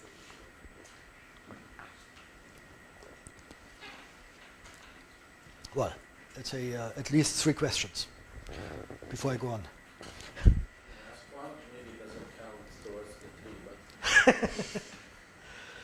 so I guess you partially answered that already. In your experience, do the rule-based approaches ever work? I mean, in machine translation, there was something like a rule-based approach. So Systrom, we have a cooperation with them. They are located in Paris. They also have a lab in San Diego. They have a long experience, but the problem is the experts have left that built these systems, and it is for a new language pair, it's a huge effort to build a system. So now they do it with statistical method because it's just faster, more convenient, and so on. So it's also a question of the effort you have to put in. I mean, you can make it. I guess you can make it work, but you have to work very, very hard. With you have to put in a huge amount of effort. So I'm asking because we're building a system in a mathematical language, so to reason about linear algebra. So we're using these rules to encode theorems and equalities. Right? Yeah, but you are in a different world. Yeah, so Mathematics is built based on rules, so it's really. That's what I'm asking. In your experience at large. I would expect that rules could play, should play a more important role here than here in the area, because mathematics has been built like this. I mean, it's designed like this. That's what I want to hear. Thank you. Makes me feel better. But language, speech has never been designed like this. That's my point. And also, sorry, the theory that we nowadays have about this, that you find in textbooks, also that you learn at school, grammar and so on, they were built upon the existing language. I mean, language existed, and then the grammarians, I don't know, in the Romans or Greek philosophers came in and tried to explain language, and then they built up all these theories and linguistic models. But language existed already at that time. Can you maybe comment a little bit on what's the state-of-the-art distance measure when you have, well, your input sentence and your output sentence translated to a different language? How do you measure how good you actually are? Well, one measure that is easy to understand is really the edit distance extended by an operation that you call movements of word blocks. You are allowed then to move a single word or group of words to another position in the sentence. That is in order to account for things like this. Also, these are, let's say, different. This is source and target language, but imagine under the new proposal, this could also be moved to the beginning of the sentence. That's exactly what you try to take into account by these block movements. That's what would be counted. I mean, you assign costs to these operations. You could say this is a cost of 1. Deleting a word is a cost of 1, confusing a word of cost of 1, and so on. I mean, there are attempts that are for translation that try to argue you have to take into account whether 2 words are synonym, because in German you can have Raum and Zimmer. In most cases, in many cases, they are equivalent, and you have similar words in English. That should be taken into account. There are lots of discussions about this, but you still can do a very, very good job by doing what I just said, and there are teams that measure the correlation between human judgments. So human experts, they judge the quality of a translation, and you do an automatic measure, and then they measure the correlation between these two. There's some room for improvement here, but I think it's not really the bottleneck in what we are doing. I mean, we need automatic measures in order to say this method is better than another method. And our methods are not that good enough yet that the subtleties of these performance measures matter. That's my view. Yes? Yeah, you showed this quote that there is no such thing as a probability of a sentence. But then again, you showed all the successes of the statistical approach. So do you think there is a thing as a probability of a sentence, or is this probabilistic framework just a convenient framework for tackling these problems? I mean, we use probability models of sentences.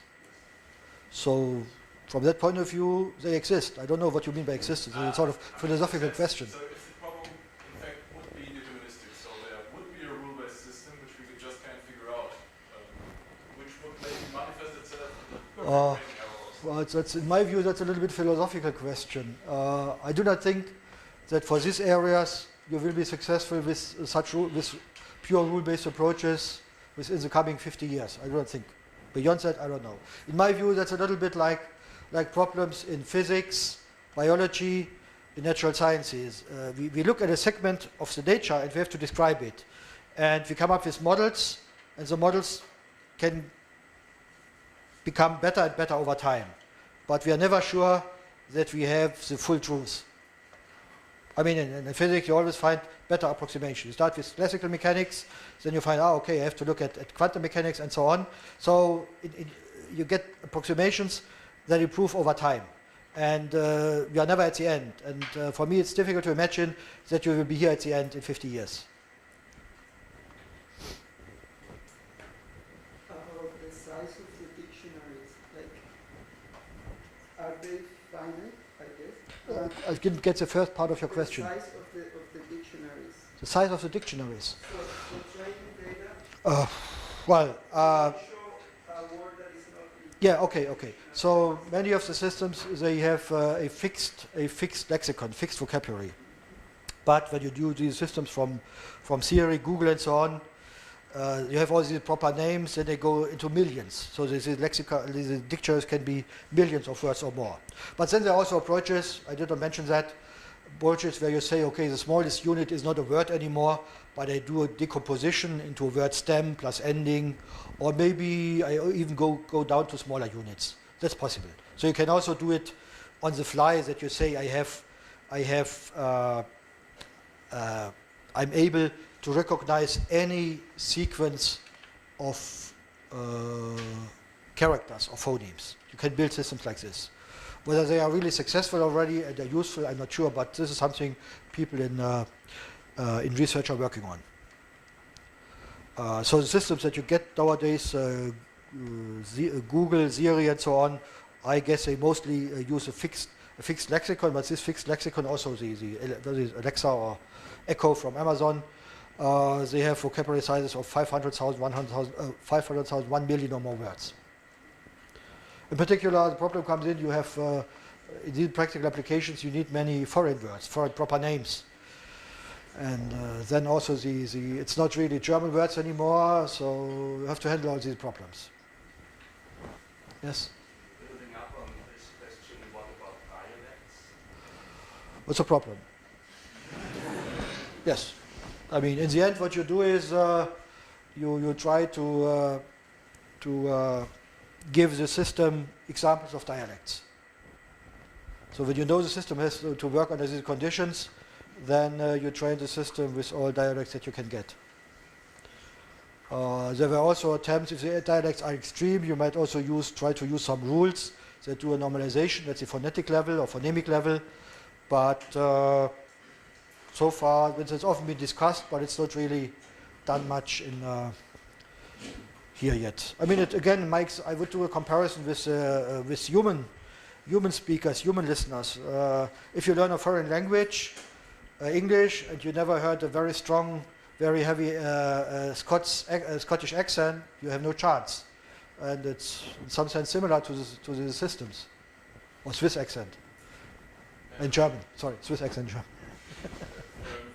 How do you think machines compare to humans when, for example, encountering new dialects, and maybe as a human hears maybe 10 sentences and then is able to figure out? Well, the question is, okay, but you have to specify the question. Are you talking about a human that has experience with these dialects? Are you talking about a system that has experience with the dialects? I remember talking to some Americans when we went to a conference in Scotland, and they had problems understanding they were native speakers of English, American English, but they had problems understanding the native Scottish speakers. So now, when you are doing the comparison with a human, what are the conditions? You have to specify the conditions. You understand what I'm saying? We both are Italians. If she speaks a dialect, I have no idea what she says. Yeah, but She can speak for a month and I will still have no idea. Zero. It's a different. Zero. It's true. yeah, okay, so So on limited training data, are computers as successful as humans, basically? they're getting close. Some people say they're even better under noisy conditions, but let's say they are comparable with human speakers in their native language. I guess systems are better already when you take non-native speakers. When you take native speakers, and I think it will be difficult for the system to be better. When it's noisy speech, very noisy speech, then again, maybe the system might be better. Maybe it's related to the database, but my question is, can we do this training on the fly when we apply them on real systems? For example, where we meet a new person in Yes, yes, that's what. Might be very different in understanding them, especially when we have a different dialect. And after, yes, much better. Yes, there's the idea that you should use the online data to update your models. Yes, yes. That is has been around for years or decades. I'm not sure how much, to what degree the systems do that. But I mean, nowadays you can do it in a more controlled way. People use the system.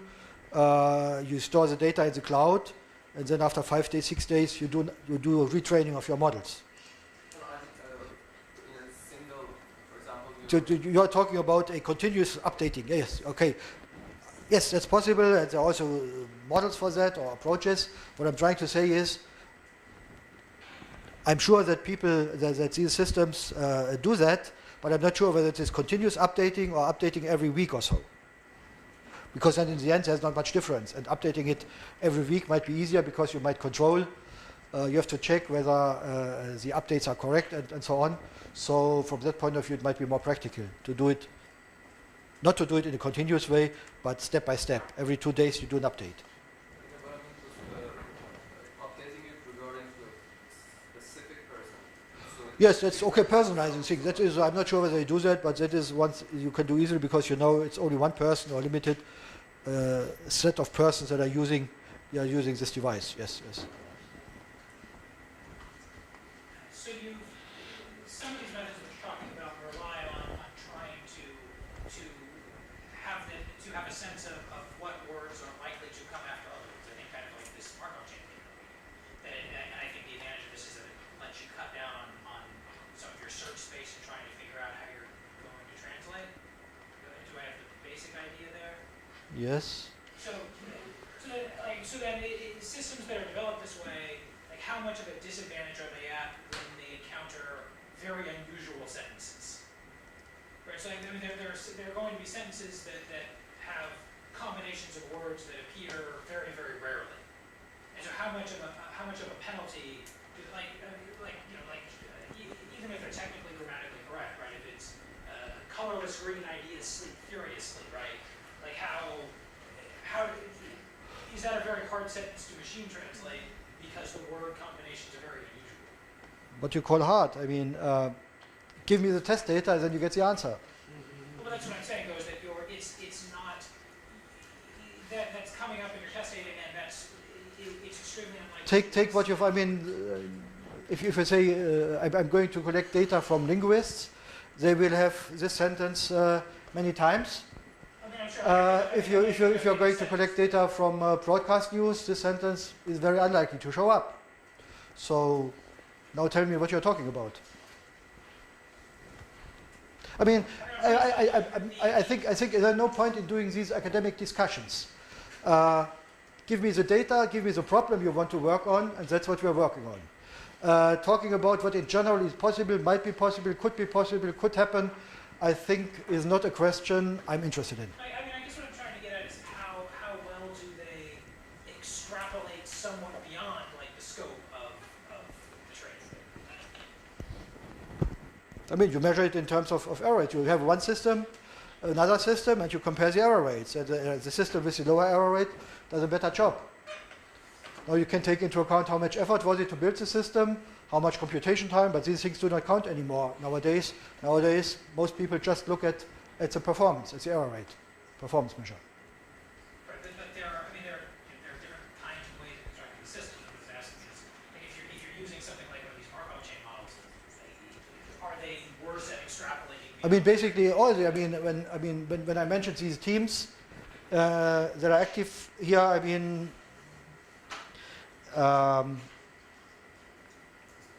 they use the models that I've mentioned, And these models are models that result in the best performing systems. There are some details in which these systems are different, but typically the performance of these systems is very similar. So there are no systems where you see, I mean, at least if you look at the leading research teams, there are no systems that are radically different from each other.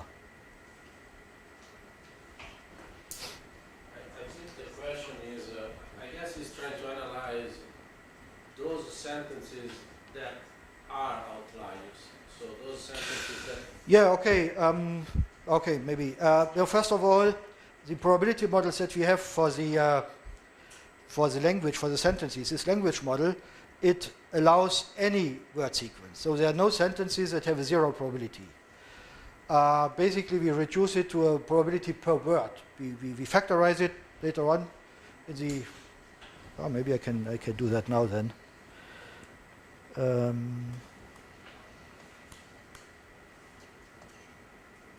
What we do in language modeling is we look at the base decision rule and the simplification, and then we say we separate this prior that I mentioned before, and we learn this prior separately, and then we do a factorization in conditional probabilities, which can always be done, and we take the geometric average. So we go over a sentence, or imagine you concatenate all sentences, then you have one long, very, very long super sentence. You do a normalization with respect to the length, geometric average, and you take the inverse. So it's a sort of effective vocabulary size. That is the quantity that specifies more or less the difficulty of the data from the language modeling point of view, and it also specifies the quality of the model that you are using. So in principle, every sentence is possible, but sentences that are very likely should have a high probability, and sentences like you had with your green ideas or whatever, they should have a not zero probability, but very small probability. And then in the decision process, this probability has to be balanced against the acoustic evidence, where you really just look at the acoustic data and the acoustic models, independent of what is likely from a syntactic and semantic point of view. And is it relatively easy then? Again, actually that's kind of a little bit more, but like, it is achievable to have like good enough acoustic evidence to decide on even a very unlikely sentence. I mean, if you take a very, very, very, very unlikely, then it's not. That's, of course, the system will make errors. So the question is, where do you put the threshold? I mean,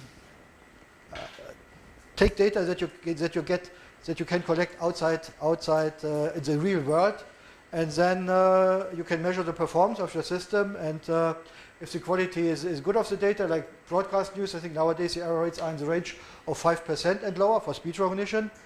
If you take maybe broadcast conversations, discussions, maybe you will get an error rate of 10%, I'm circling a little bit, over larger sets of data. If you take spontaneous speech, then the error rate might be higher. So there's no simple answer to your question, and I do not think that there will be a simple answer. I think in the end you have a sample that you say, this is representative, these are my test data, and I can measure how well does the system do on this data. And you change these data every year to make sure that you do not optimize the system for a sentence like the furiously green, colorless data. Yes, green ideas. That came from Chomsky, yes. Okay, more questions? Yes? Are there any attempts to merge formal grammar rules and statistical approach together? Yes. Okay, I did not mention that. We should have, there are things like probabilistic grammars. stochastic grammars. There has been active work in this area already in the 70s, from a general point of view, not so much for this application. For the applications here, there has been work on it, well, in the 90s, that people use grammar that are represented, but then they said we assign probabilities to all these rules. So in principle, when we use a rule, we also have the opposite of the rule, but with a very small probability to have a larger coverage. People are working on that, but so far it has not really been successful in terms of performance.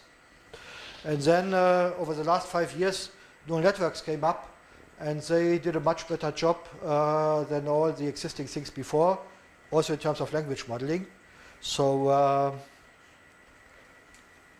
that's the situation right now. I'm not sure whether there might be a revival, a renaissance of these things, but there has been some active work also from a theoretical point of view on stochastic grammars, probabilistic grammars.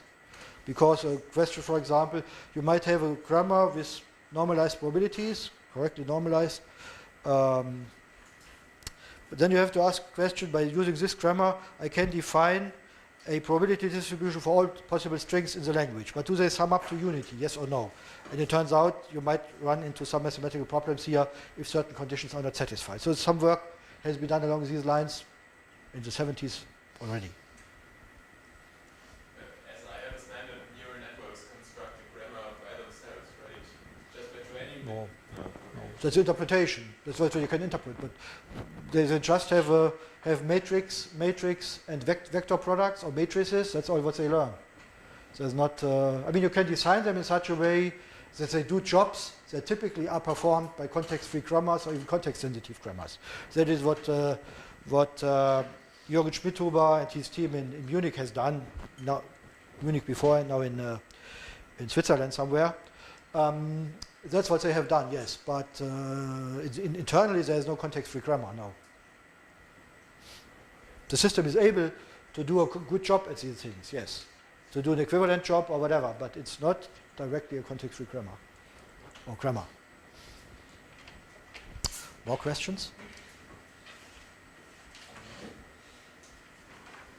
So I'm not sure how to continue. Maybe I can. You probably would like to come to neural networks as soon as possible.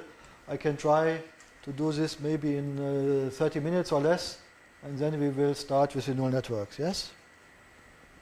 Is that okay, or any preferences?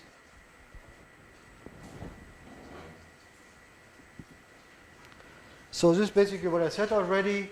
We need a generation mechanism. And that comes from the base decision rule. Now change of notation, sorry for that. W, capital W is a sentence, sequence of words of unknown length.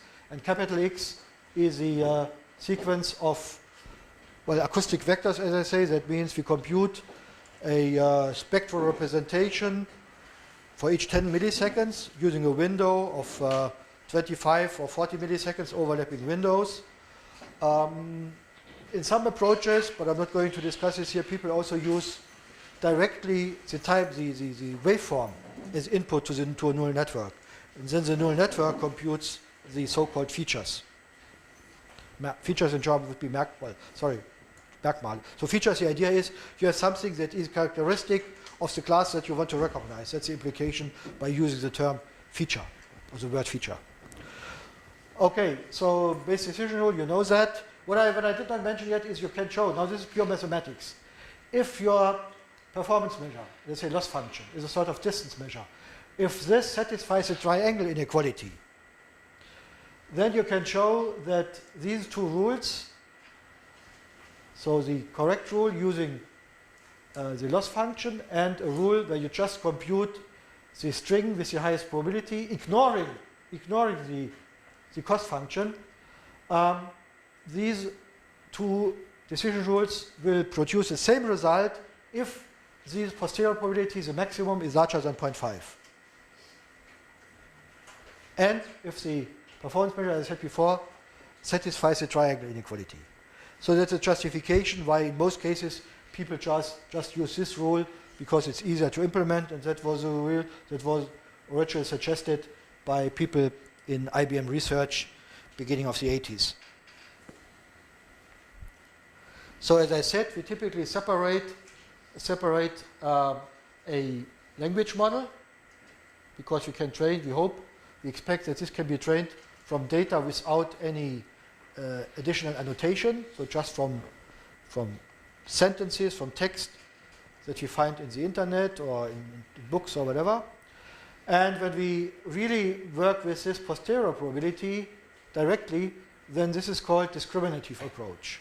But of course we can renormalize this in such a way that we go back to this generative approach. So we can convert, let's say we can use the same models, but we can use different views, later on also different training criteria. So the whole architecture then for speech recognition looks like this. We have, when we train our model, when we want to learn, we have models for the sounds. We take a conventional dictionary. You do not have to, but maybe that's a simple thing to do. Pronunciation dictionary that you find for each language. And we have a language model that assigns a non-zero probability to each possible sentence. So there are no sentences that have zero probability.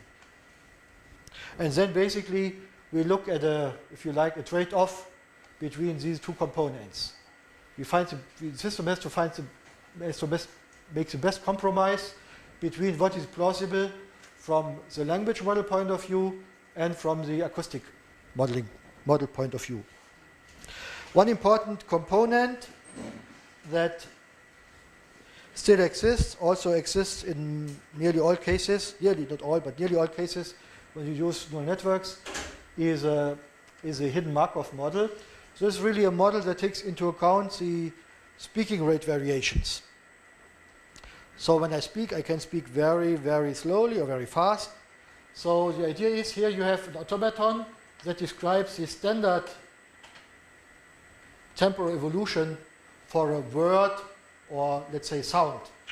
So you make an observation, 10 milliseconds, and you go either to the next state, or you stay in the state by the loop, or you skip the state and go to the next one.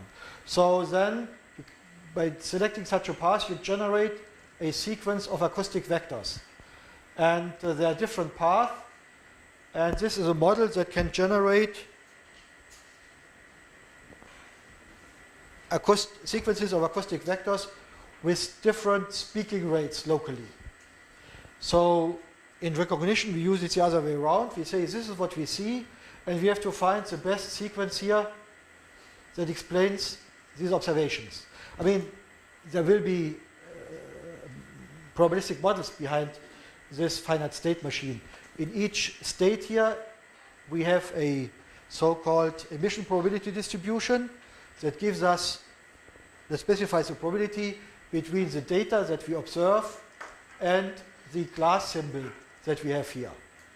So we assume this is a certain part of a phoneme, and then we have a certain probability of seeing a certain acoustic vector. And this sequence, this state sequence, as it's called, we cannot observe, so it's hidden. That's the reason why this is called hidden Markov model. We introduce later on first order dependencies, so it will be Markov chain dependencies, but the state sequence itself cannot be observed. That's the reason why it is called hidden. And really the only reason why we are doing this, the main reason is we want to allow for variations in speaking rate. Because we can, again, when we take this path, then it's basically the standard speaking rate. When we do just the skips, then it's a faster speaking rate. We can also speak faster in the first portion here, and then speak slowlier in the second portion. So loops, when we do loops, that means the speaking rate is lower. Yes? So this means that you can miss some words if the speed is higher than this time index? I mean, in principle, we have to allow for the fact that, of course, we write a word down, but the word can have been spoken with very much different speaking rates. Or the other way around, you have a phoneme, a sound or two sounds, but the speaking rate for these sounds can be very much different from your model, from what you have seen in training data and test data. So you need a model that takes into account that there's a great variation in the speaking rate. And that is exactly what the hidden Markov model does. So mathematically, it says we are starting with this so-called acoustic model. So this in principle is a model. We hypothesize a word sequence, any word sequence, and then we ask the question, what is the probability of seeing this sequence of acoustic vectors? Then we say, well, we have speaking rates. We don't know what the real speaking rate is, so we have to allow for all possibilities. That's the reason why we have to sum over all possible state sequences. And then we do here a factorization using first order dependencies that's reduced to dependence on the immediate, if you are talking about time t, it's reduced to the state at time t minus 1. Probability that we go from state s at time t minus 1 to state st. Time to probability that when reaching state st, we emit or generate the acoustic vector. So in this model, it means in this picture, okay, suppose we are here. Then we can go to this state, or this state. So we have the choice of 3 states, and we can assign certain probabilities to each of these 3 cases. And then when we reach, let's say, this state, then we have a probability that we see a certain vector. And here, for example, you can put in a Gaussian distribution that then has a mean vector that depends on the state, and the state is linked to a portion of a phoneme, to a part of a phoneme. So typically a phoneme or sound consists of 3, 4, or 5 states. So then the system has some idea, if it has learned such a model, it has some idea about the speaking rate variations, and it has some idea of what is the link between the acoustic vectors that I see, the energy distribution in the speech signal at time t. What is the relation of this distribution to each of my possible states? So formally, we assign a phone label, phonetic label, to each state for a hypothesized word sequence. Yeah, maybe I can leave it at that. The same works for handwriting recognition. I've shown this example. And now one question is, how do we compute this probability? This probability has to be computed by summing over all possible paths. But we have only first order dependencies, so you can introduce dynamic programming methods in order to exploit the first order dependence. I'm not sure whether in your studies you have come across dynamic programming. Nobody? Anybody? So what does it do in principle? Could you describe what it does in principle? Or anybody? Anybody? Tries to explore the full search space. But it would be full search. That would be full search. Drums. And prunes. Now, well, prunes, well, it tries to exploit the full search space, yes, and then by exploiting the structure of the problem, it prunes, or it can remove some of the hypotheses. That's only part of it. So my description of dynamic programming is, for our area, is it decomposes a problem into subproblems, and the subproblems can be solved more or less independently, and then we put the subproblems together to generate the global solution. And by exploiting the structure and doing everything right, you can make sure that you get the globally optimum solution for the overall problem. That means despite you seem to take local decisions, in the end you still have the globally optimum solution. But it works only under certain assumptions. The problem must have certain structures. So for example, first order, second order structures in Markov model chains, they are really very well suited to this type of dynamic programming. So here basically it means that we look at such a grid point here and ask the probability of coming from here, or from here, and summing up all these hypotheses. So that results in a recursive equation. Because again, you have this example of where the combinatorial problem is reduced by exploiting the structure. Here we have to go over all possible state sequences. There can be many, but because we know that this probability distribution has only first order dependencies, this can be simplified. And this is exactly exploited by the concept of dynamic programming. Now this is the sum, one second, this is the sum over all paths. Instead you can also ask the question, what is the most likely path? And then you have what is called Viterbi algorithm, which was originally introduced in another context. Viterbi is a guy who worked on communication engineering, on communication in the 70s, and this was coding, and this was based on using finite state machines. So it's similar to finite, in abstract sense, similar to the finite state machine that we are using here. And he came up with an algorithm that was called by his colleagues the Viterbi algorithm. His name was Viterbi. But it's just basically straightforward dynamic programming for such a finite state machine. There was a question, yes? So, first order here means only the next state depends on one state. Yes. It means here this thing, well, I did not write it down in detail. When you do a factorization of this, then you would say it has to be depend on all symbols and observations before time t. Then you say it only depends on s and not on x. And then you say it depends only on the last state that we have visited. So that's first order. It's the level of the states. And here at this level, it's more or less ignored. Or we say it's independent of the history concerning the observations, which is an approximation, but that's the way it is done.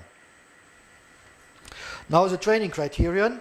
Training criterion then is, well, we go over our training sentences. So we have again acoustic data and sentences, transcriptions. R is the index. We go over all these millions of sentences with the acoustic data. So we have to make sure that this probability is maximized depending on the unknown parameters. The unknown parameters are our models, are the parameters of these emission probabilities, basically Gaussians in the simple case. The Gaussians later on will be replaced by neural network outputs. So then it's basically the weights, all the weights of a neural network. These are the three parameters that have to be learned. There's this hidden variable, so we have to maximize this quantity. And there's an algorithm in statistical learning that goes under the name expectation maximization algorithm. And it's specifically designed to carry out an optimization if we have such hidden variables, like the state sequence. I'm not going into the details. You can show that it must have local convergence, so it depends on the initialization, but local convergence is guaranteed. Well, there might be a saddle point, but in practice, let's say for what we are doing, local convergence is guaranteed. There's a closed form, there's iterations, but in each step, you have a closed form solution. When you're using, let's say, Gaussian models, Gaussian mixture models, and so on. So it's nice from the interpretation point of view. Mathematically, it looks very nice, but there is a problem in the sense that it does more than what is, well, let's say, the problem is that we are trying to solve a problem which is not really necessary, because we do not really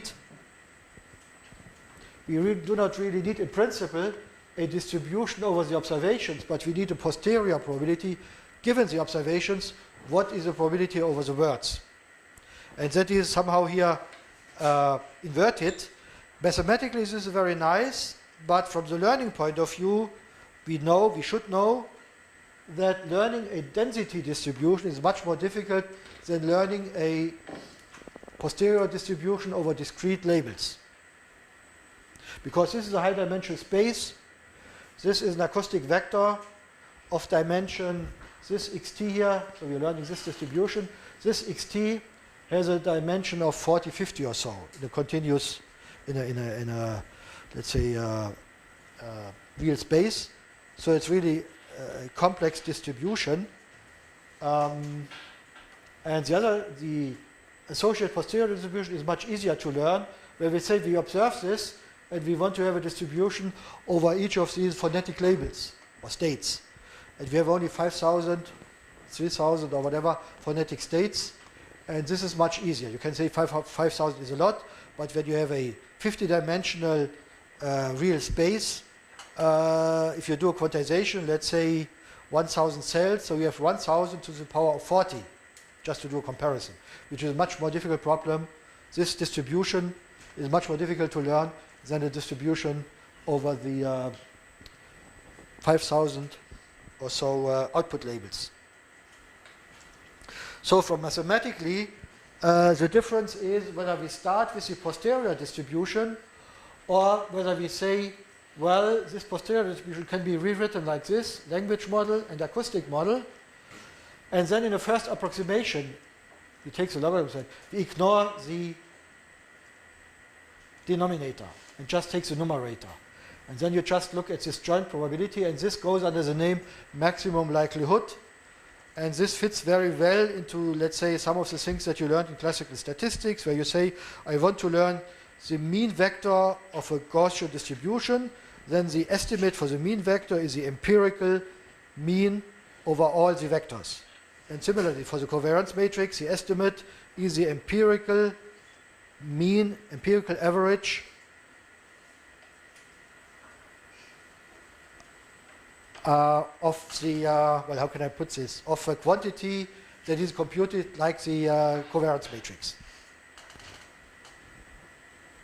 So you can replace basically the expectation, because we know that the expectation, well, I think I should leave it as otherwise. I need a table of equations to explain the detail. But this is very much what I want to say, very much in line with classical statistics, what you also find in textbooks. And so mathematically this is very nice, but it's mathematically an easier problem than this one. But from a learning point of view, this is basically easier, but mathematically it's more difficult than this one. And so historically, in speech recognition, this people have mainly worked on this when hidden Markov models came up. And because you had sort of closed form solutions using this EM algorithm, you had nice, well, it was not closed, exactly closed form, but it was close to closed form because you had closed form solutions in each iterations. And for example, this is something you do not have with neural networks. You just have to do gradient source backpropagation. That's much more difficult to interpret. So mathematically, this was nice, but unfortunately, from a learning point of view, it's not the right thing to do. So that's what I've summarized here. It looks nice from the mathematical point of view, but from a learning point of view, we know that learning such a distribution. By that I mean, here we have a 40-dimensional, 50-dimensional vector, continuous valued vector, and here we have labels, let's say 5,000. Learning this quantity is easier than learning this quantity, where we hypothesize a label, but then we have to compute a distribution, to strictly speaking, density over a 40 or 50-dimensional vector. So from a learning point of view, this is easier, so the quality of the estimate should be much better, but mathematically it's more difficult. So then I think that's the right point to continue with neural networks, because that is where the posteriors you enforce this normalization, and in that case we can use cross entropy. Okay, so that's something I should mention, stress already right now. The cross entropy training criterion can be used only if the output is normalized, because otherwise the criterion is not well defined from a mathematical point of view. So for cross entropy training criterion, we need this normalization. And we will show that the best output here that you can get according to these criteria will be the class posterior probabilities of your training data.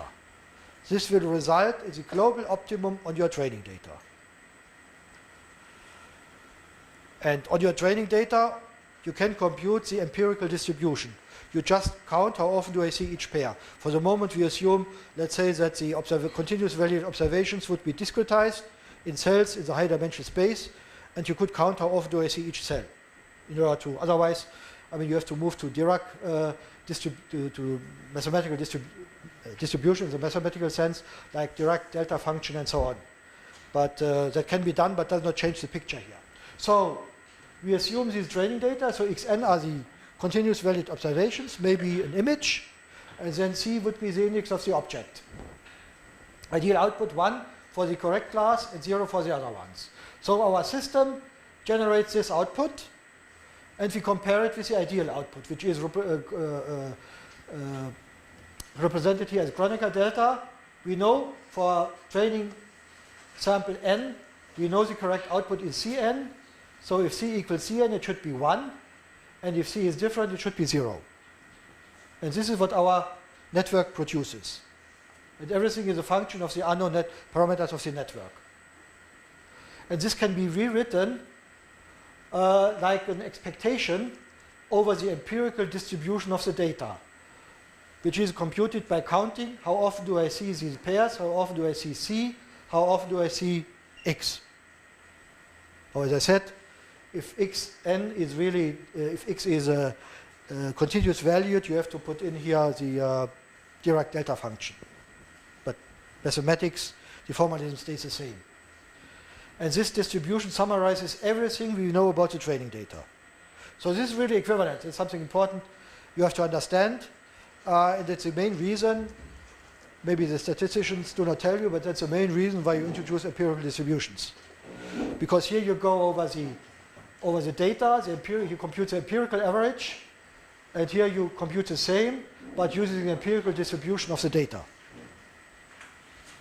It's for you clear that this is equivalent, because this will take on values different from 0 only under certain conditions. Okay? And that's the reason why you get back from here to here, or from here to here. Or putting it in a different way, basically you count how often do I see each pair, and then instead of going over all the individual observations, you group them. This is what is being done here. Is that clear? Because you have to understand that in order to understand what's going to come. Yeah? So the empirical distribution basically replaces now the training. Oh, it's equivalent. Sometimes you write it like this. It's exactly equivalent. How do you store it? It's a theoretical concept right now. Imagine that we have a very, very huge training, maybe very huge, and we are stable to store them for the moment. For the moment.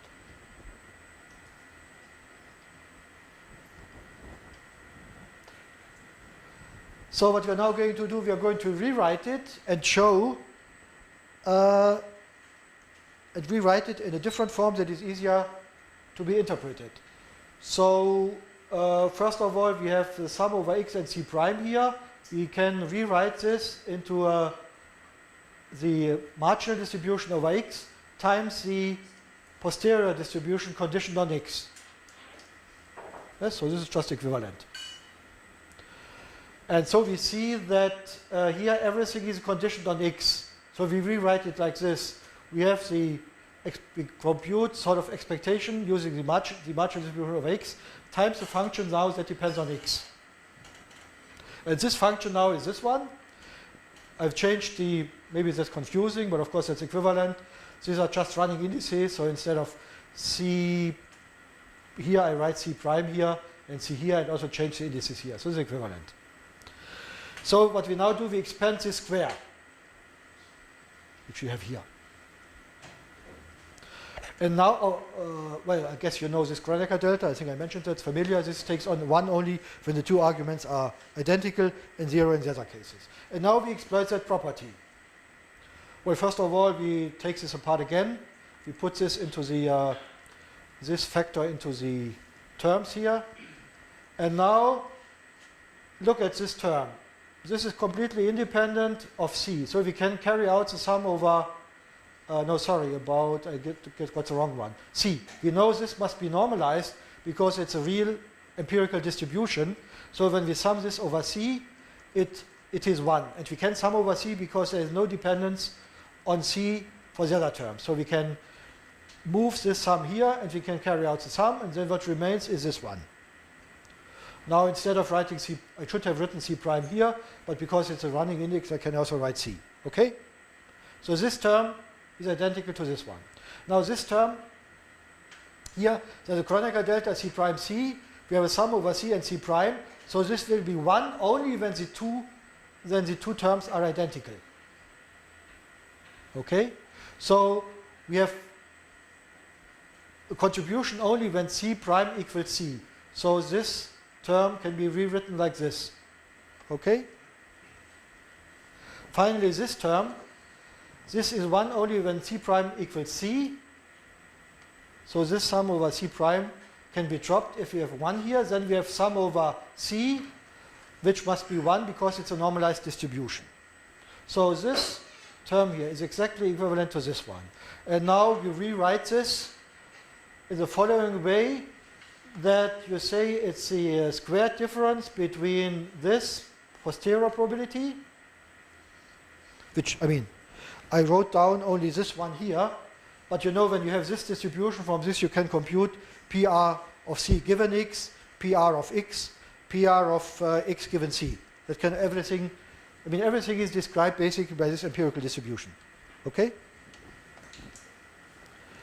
So I write it here as a difference, squared difference between the class posterior distribution of the empirical distribution minus the output. We look at this difference for each output node C. We square the difference and sum it. And this one is found here. And now this is really, I mean, when you take, okay, maybe we expand it to see that this is correct. So we have this square, which you find not here, but it's compensated by this one. Yes? If you take it apart. Then you have the mixed term, which is this one.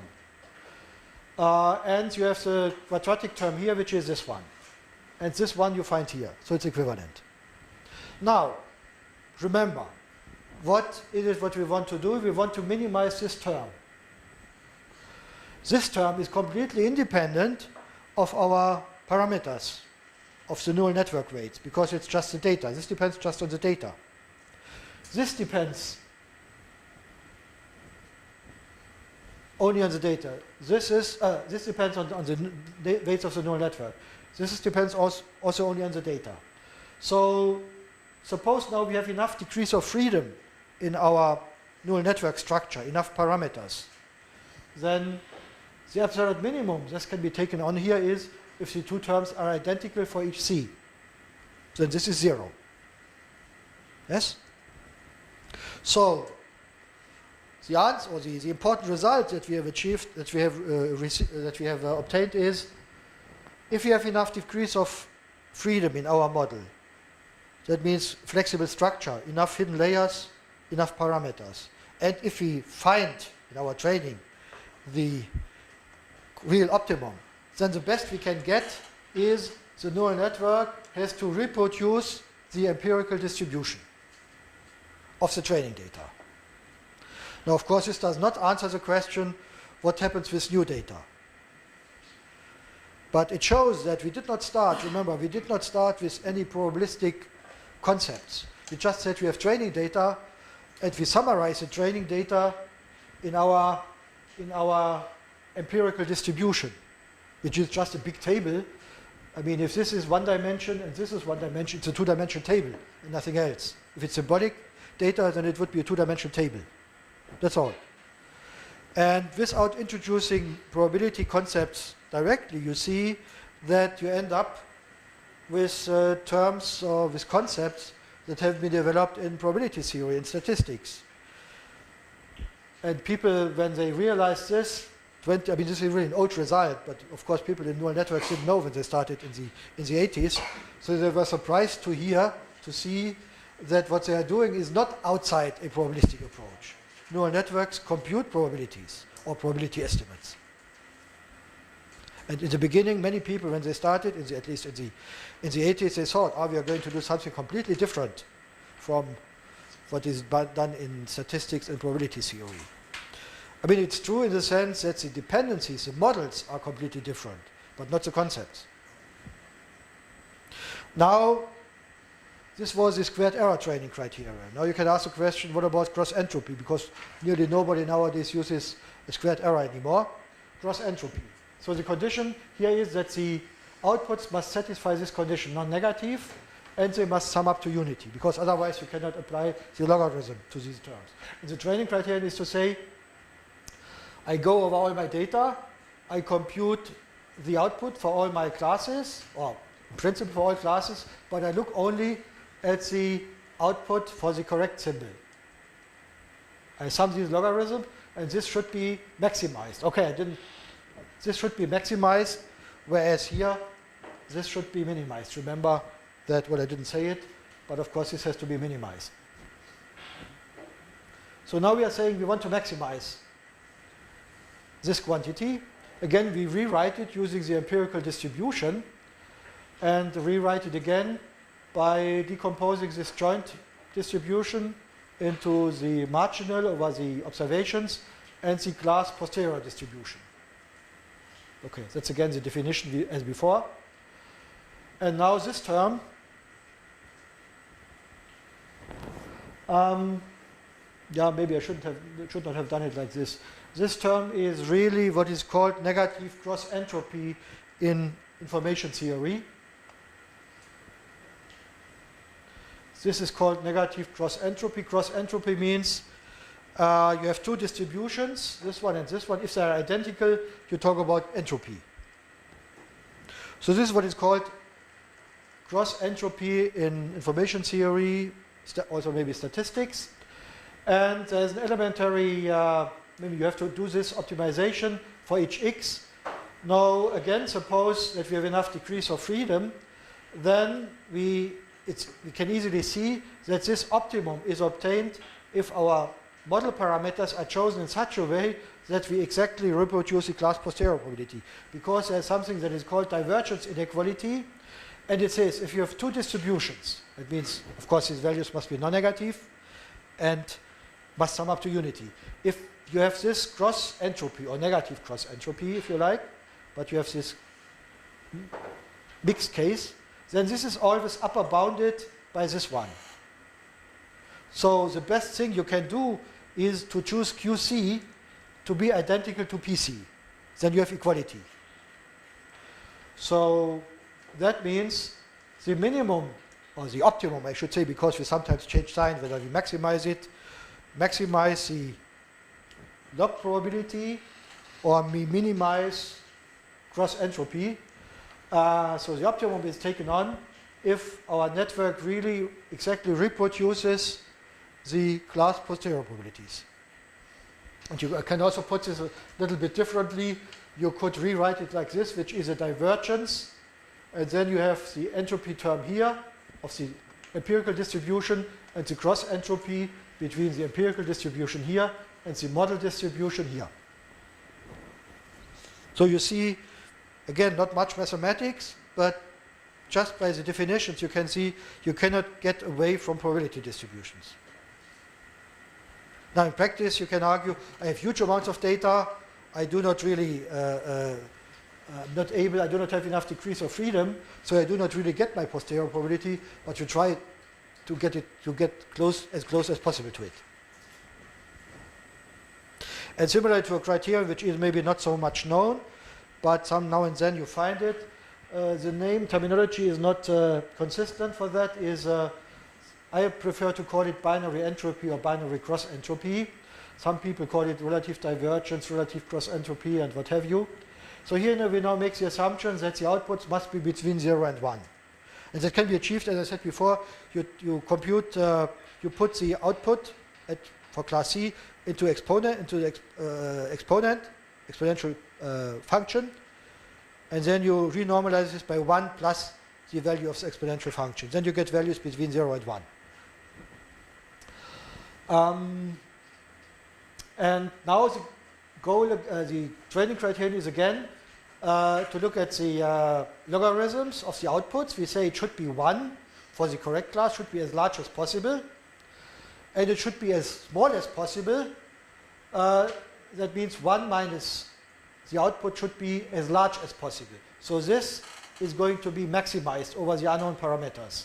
So the correct class, Cn, and a sum over the rival classes, the other ones, but then 1 minus.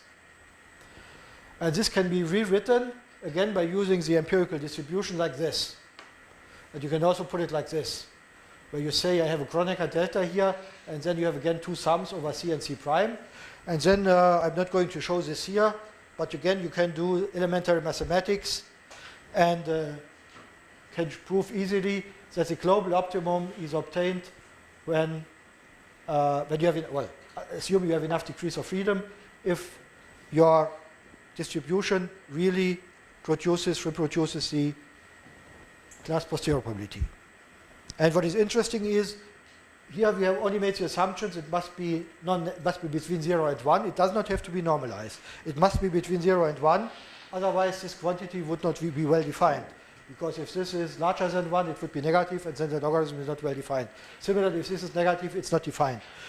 And similarly, with the conventional cross entropy, it must be normalized like this.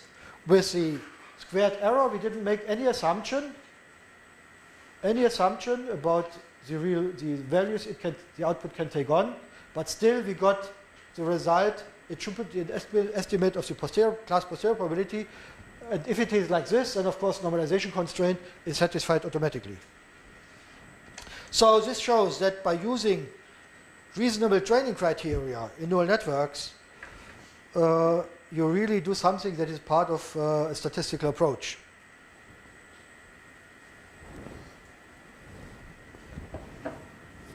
So what this interpretation does not address is the generalization capability. There is no answer to the question, well, this is the performance of the training data, how well does it do on other data? But typically what you do is in neural network training, you do cross-validation. You train and then you check, do I still have improvements on some held out data, which is, from a statistical point of view, is what you call cross-validation.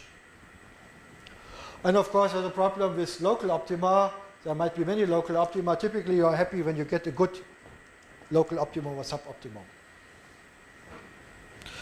And there are many heuristics, and my people know these things better than I do, so I'm not going into the details here. What I did not mention here is, of course, you can say, well, you have shown that your training criteria have some relation to the class posterior distribution of the training data.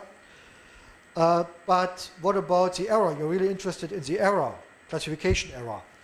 I'm not going to discuss this here, but we have done some work where we showed that these training criteria can be related directly to the classification error. And they can be used as an upper bound. I'm not going into more details here. So now the softmax.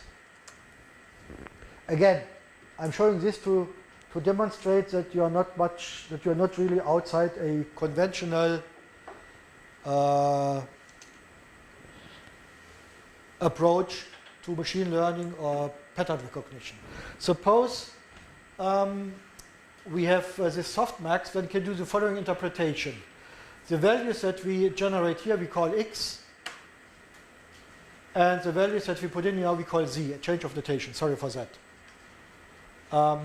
So the output here, the values at this layer are called x now, dimension d, and before it's z, and then we do a transformation from z to x. That's one way of interpreting the neural network. The parameters that you have in a neural network here, they do not depend on the class, only the last layer, because here you have the class indices, the class symbols. They depend on the class output.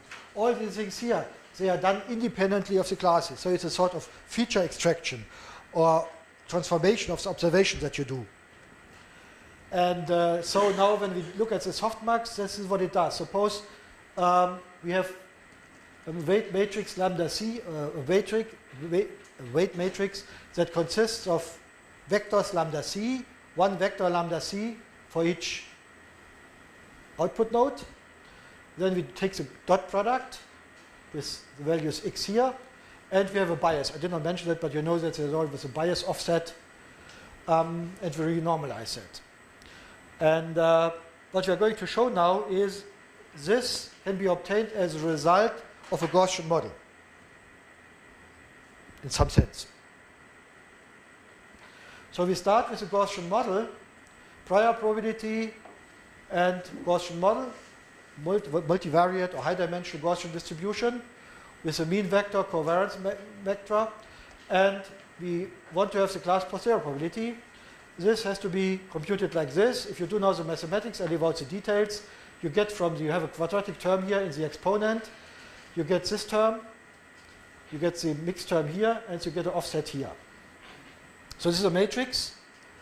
This quadratic term, if you like, quadratic in the features, in the vector x, linear in x, and constant or offset.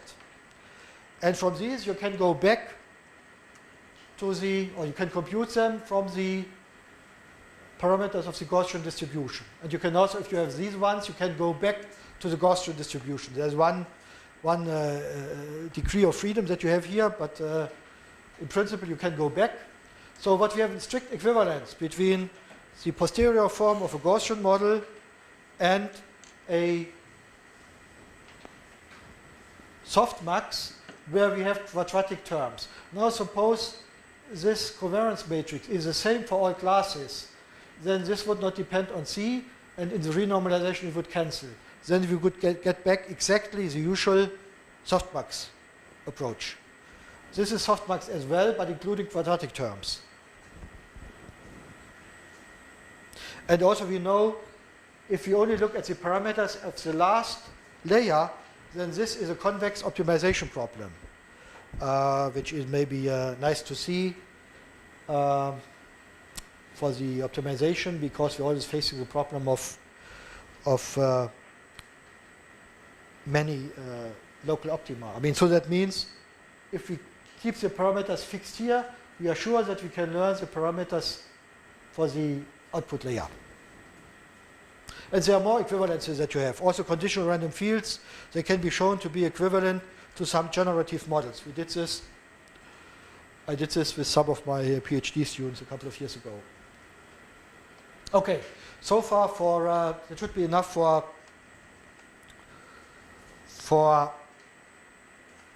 multi-layer perceptrons feed forward without any recurrence. Recurrence comes up when we talk about sequences. So for the moment, maybe I should wait and see whether there are questions. So maybe you can, one sentence about the models I've presented, you can use already in speech recognition in the context of hidden Markov models. You use these models in order to describe the relation between the acoustic vectors that you see, the energy distribution at time t, and a hypothesis about the phonetic label. So basically Gaussian distributions are going to, or Gaussian mixture distributions can be replaced. But here we talk about the class posteriors, so you have to do some conversion. But that can be done. And then these models can be used. In reality, we do not use a single vector here at time t, but we use a whole window. But when doing that, maybe later on I can show the results, you can get already significant improvement about the conventional Gaussian models, up to 30%. Maybe later on I just will go at some experimental results to give you some numbers. Also they're just numbers and probably I'm not going to tell you much, but anyway. Yes? Okay, so right now we're basically doing only classification class, right? So in the end we have a discrete vector of possible results and then yes? probability tree. So are neural networks only useful for... No. I mean what you can do, okay, maybe I'm going to skip then forward. To answer your question, here, let me just, what we do is, we go back to the Markov formalism, and where we need a distribution over the observations. And we convert that by this sort of, also sometimes called Bayes theorem, we convert this to the class, to the label posterior probabilities. So they are then used in the context of hidden Markov models, which are able to handle sequences. But now, of course, the challenging thing is you have to put this into the whole training criterion. Then it gets a little bit more complicated. But it's basically what we are doing. We put it into this context, and then we do not train these things in isolation, but they are trained really in the context of the whole sequence.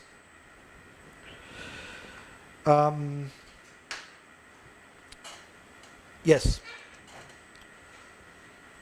Maybe maybe what I suggest is I go back to the neural networks, but do the recurrent neural networks very quickly and then jump to some experimental results in speech recognition that you see some comparisons between the different approaches. So recurrent neural networks, should be this one, yes. So we're now talking about sequences. but we assume a strict synchronization. So let's say this would be, for example, translation, but the word order in the two languages is exactly the same, and you do not have any, and you have a word-by-word correspondence. Or what else? For example, you can also go down to the 10 millisecond level in speech recognition. You could say, well, I really want to know what sound part is this 10 millisecond event in the next one. Then you would have some one-to-one correspondence. And the neural networks, the recurrent neural networks are able to handle such situations.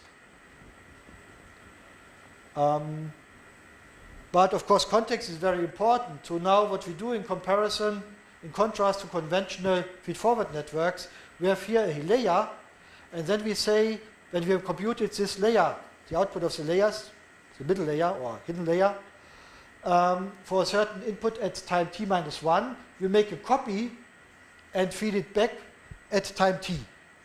So this is the recurrence loop. Now, now what this means is the following. We start with the first observation at time t equal 1. We do this calculation. Traditionally, the output here in this context is called y, so it's a distribution over the output labels, as you might know. But for historic reasons, it's called y. So now for the next time slot, time frame, we compute what we have computed at time t equal 1 and use it as additional input. And so in general, at time t, we make use of observation at time t and what has been computed as output of the hidden layer at time t minus 1. Now you can argue when we compute now the output yt here, then we have used many hidden layers here.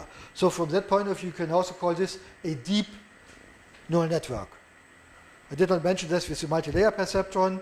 In my examples, I showed 3 hidden layers, but when you want to have good performance, it often pays off to go down to 10 hidden layers, and that's one of the reasons why we talk about, one of the justifications why we use the term deep neural network and deep learning. That's it basically. People at the beginning, they had different reasons why they called it deep. They wanted to give it more interpretation, but at the end, that is what is left. It really turns out that using a network with 7, 8 layers is very often much better than a network with 1 or 2 layers. And the same here, using recurrent neural networks again are better than typically than conventional feed-forward layers when you talk about a sequence. And implicitly you have some deep hidden layers here because you remember, in principle, the system can remember all the things that has happened before. And you asked a question about context-free grammars or so. Now the question is whether the system constructs at this level some implicit representation of the context-free grammar. I'm not sure, I wouldn't say yes, but maybe there are some people that say yes to that question.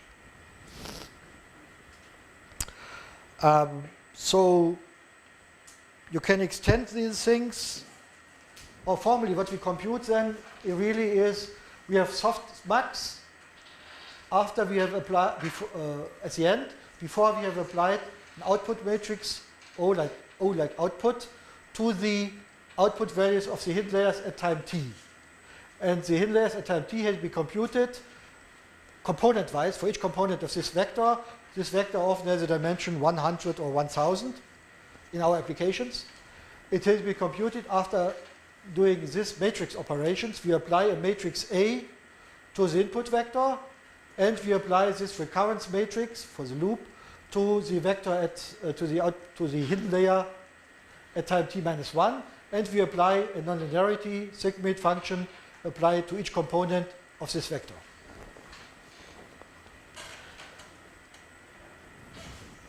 Now there are some extensions, maybe I skip this.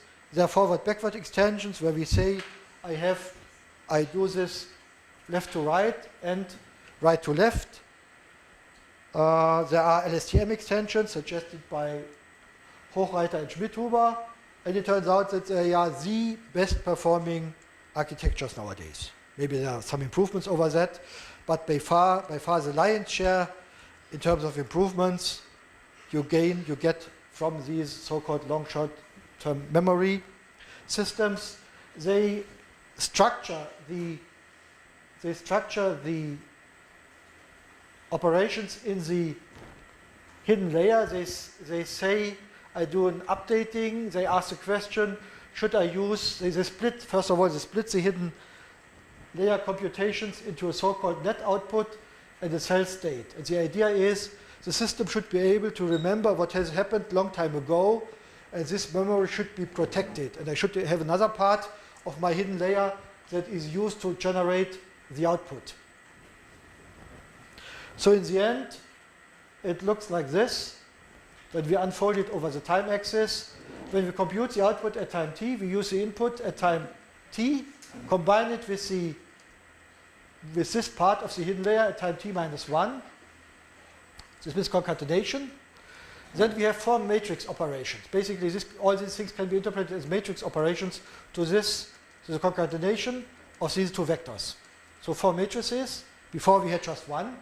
And then we have this vector for the cell, which is passed on as well. And then we have component-wise multiplication. This now tells you we should remember this part. We do this for each component of the vector. We should remember this component, yes or no. And we have some values in between. This is done basically here as well. Here we do a superposition by adding these 2 vectors component-wise. And then this term here is used to produce the output and passed on to the next time slot, and similarly here. So this looks very complicated, and first when I saw it, I thought this is never going to work. It's too complicated to be trained. And in the beginning, it could be used only for toy tasks, but then around 2008, there was a guy, 2006 or 8, Alex Graves, one of his PhD students of Jürgen Schmidhuber, and he was able to make this work on a real life task, as I call it, really working on handwriting recognition, and they got the best performance in an evaluation. And there's more to it than I just said, but the basic component of their system was this LSTM extension, long short-term memory extension. So now we have seen that we compute a class posterior probability. Sorry, yes. Maybe just a short question. Is there a reason why we don't use Y as the context, so the output of the register, but use basically the hidden layer output? You can do that as well. This is called label feedback. We do feedback from here to here. These are extensions that are used as well. But let's say the baseline architecture is like this. So you can ask a question. We talked about probability distributions. We know the output, if you use these usual training criteria, will be sort of estimate of probability distribution. So when we talk about this conditional distribution of the strings, we can factorize it like this. Now we take the logarithm of that, and we have sum over the logarithm. So we compute the entropy, the cross entropy in training at each position t. And this really goes hand in hand with multiplying the outputs themselves. So this means we really factorize the probability distribution like this. But now, depending on the feedback that we do at the output level or whatever, the question is, what exactly do we compute? So it will be something like this. But do we really compute it depending on all x, also the future ones? Do we compute does it really depend on all predecessor labels and so on? So let's have a look. If it's this structure, then here the output is a distribution over C, but this has seen only the xt and not the class label output. So it's this distribution that we compute. It has not seen the future ones. So it's x1 to xt. This is computed by this structure. If you do label feedback, then the system in principle can remember all the labels here. So it's based on all the labels up to position t minus 1. I typically include 0 here because when we start with t equal 1, then we have c0, 0, and we need something for this requires some special additional definition for the case t equal 1, but it should be clear what it means. So for x1 to t, it remains the same as before. Now, I said we also can have this forward-backward case, which really means that we have 2 parts in the hidden layer. We have to keep, must be separate because we have to left to right and right to left, and we have to put everything together. which is not shown here. Now if you do it like this, look at this output, then the system has seen all the whole input sequence, nothing else. So we compute then the distribution of class label C at time t for the whole string. And remember, what we are doing assumes that we have a strict synchronization between the input string and the output string. So we know exactly the time t or position t we are talking about. Now you can also do this bidirectional mode for the X string, and you can keep the feedback, the label feedback for the classes. Then we really have seen the full string system here, and it has seen all the preceding classes, class labels. Now this goes hand in hand with the factorization, as I said before. So we want to have something like this. We can really use the cross entropy. This is not true in the following. Well, it's, let's say, different. Here, when you do it like this, then the system has seen the preceding labels and the subsequent labels. So from a certain interpretation, this is not causal. We have to wait until the end of the sequence, and only then, and also the labels, and only then we can compute it. But principally, from the mathematical point of view, we can ask this question and we can compute the answer. So this depends on all the other labels and the full input sequence. Now in practice, what we use, we have found that this is typically the best one for our conditions, when we use it in the context of a speech recognition or translation system. Which means we have no feedback, no label feedback, but we have a bidirectional RNN concerning the input. Yeah, I think I should leave it at that and then try to move on to experimental results. So again, for the experimental results, you have to keep in mind that we keep this hidden Markov model structure, but we replace the emission probabilities, which used to be Gaussians before, we replace them by the output of a neural network. And this is distribution over observations. This is distribution over the labels that we produce by the neural network, but we can convert them by this, and this term is going to cancel in our decision rule. So now I skip details and move on to experiments. Maybe a short word about, or some words about history, because people think all these neural networks started only 4 or 5 years ago, but really it started already in '88. Alex Weibel at that time had already a paper on time delay neural networks. It's a certain structure for basically multilayer perceptrons. John Bridle showed that the softmax operation is useful in order to normalize the outputs. Then Bollard and Vellekens showed the probabilistic interpretation that I mentioned. They did this for squared error criterion. This really goes back to some results that were known already in '66, but people had forgotten them. And they advocated this hybrid approach that says we should use a hidden Markov model, but we should replace the emission probabilities by the output of a neural network after proper rescaling. Then there was Tony Robinson in Cambridge, and he was able to produce really good results using an RNN baseline structure that I showed for a Wall Street Journal task. Wall Street Journal is you take articles from the Wall Street Journal, you read them, and then you try to recognize them, this automatic system. This was one of the, let's say, advanced tasks in 1993, 94. And he was able to get competitive results. But all the other, they were not able to get competitive results on such real-life tasks. So they were, until 2011, they were never really competitive. Also, Tony Robinson, he stopped and nobody continued his work. He, at that time, was a sort of singularity. Some related work by other teams, so Lequin on conventional neural networks. And then there was the second renaissance of ANN.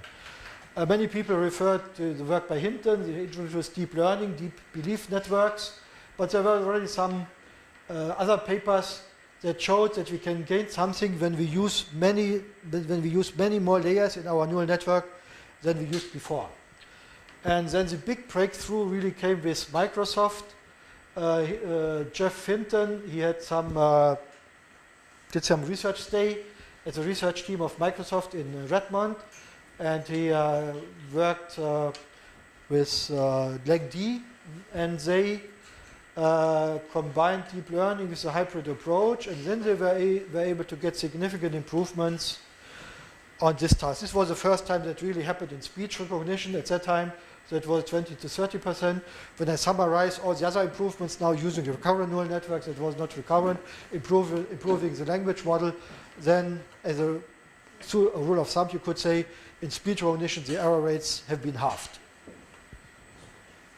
There was also Alex Graves, I mentioned him before, he used LSTM RNNs, but this was handwriting, and people had problems making his approach converge on speech tasks. So there was also a problem with my people. I remember we started working on that, but then people told, oh, network does not converge, and then after 1-2 years of working, it converges. But it's really very empirical, which I do not like, but that's right now the situation that we are facing. So what is really different from 25 years ago, as I mentioned before, we use many layers, hidden layers in the multi-layer perceptron, and that's the reason why people use the term deep neural network, or maybe also deep learning. The differences are not that big. Many hidden layers, we use output nodes for 4,000 labels. At that time, people used output nodes only for the basic sounds, 40 or 50. And of course, we have much more computation power nowadays, and we have gained a lot of experience how to handle the convergence problems. Just an experience that it passed on to the other teams in the world. People write down their recipes and put them into the net, into the web, and other people can read it. So I think these are mathematics I'm going to skip. So in the end, this is a training criterion, which is very complex, and but we have made progress on that. So what we are doing is basically approximations, and the question is, what is a better approximation? What can be handled? Where can you avoid problems with poor local optima and so on? So maybe I should then move on to, yes, maybe this one summarizes the results. This was done in the French project, well, this was done recently, but on data that we still have from the French project. This was a mixture of broadcast news, parliamentary speeches, TED lectures, and so on, for English. And here we see, when we take our best conventional approach that we had before neural networks, this is a language model which I have not discussed yet. So I said we train models that describe sentences, and we compute the training criterion is really, again, sort of cross entropy. This can be converted to perplexity, which is a sort of effective vocabulary size, and your model is the better, the lower perplexity. So it's the system has the impression as if it has a choice 1 out of 131, rather than the vocabulary size here is 100,000, rather than 1 out of 100,000. But this is just the interpretation. The system has the impression as if. There's no hard decision. It's just a statistical measure. So the goal in language modeling is to reduce the perplexity as much as possible. And this could be done by using a neural network that makes use of an LSTM, a long-term short-term memory, which is maybe able then to a certain sense to approximate long-distance dependencies in sentences, and maybe also some context tree-like structures. Okay, then here's the word error rates. So when we use the best system without neural networks, that was Gaussian mixtures, count foreground, that means the conventional language models were based on counting. How often do I see each word pair, each triple, and so on?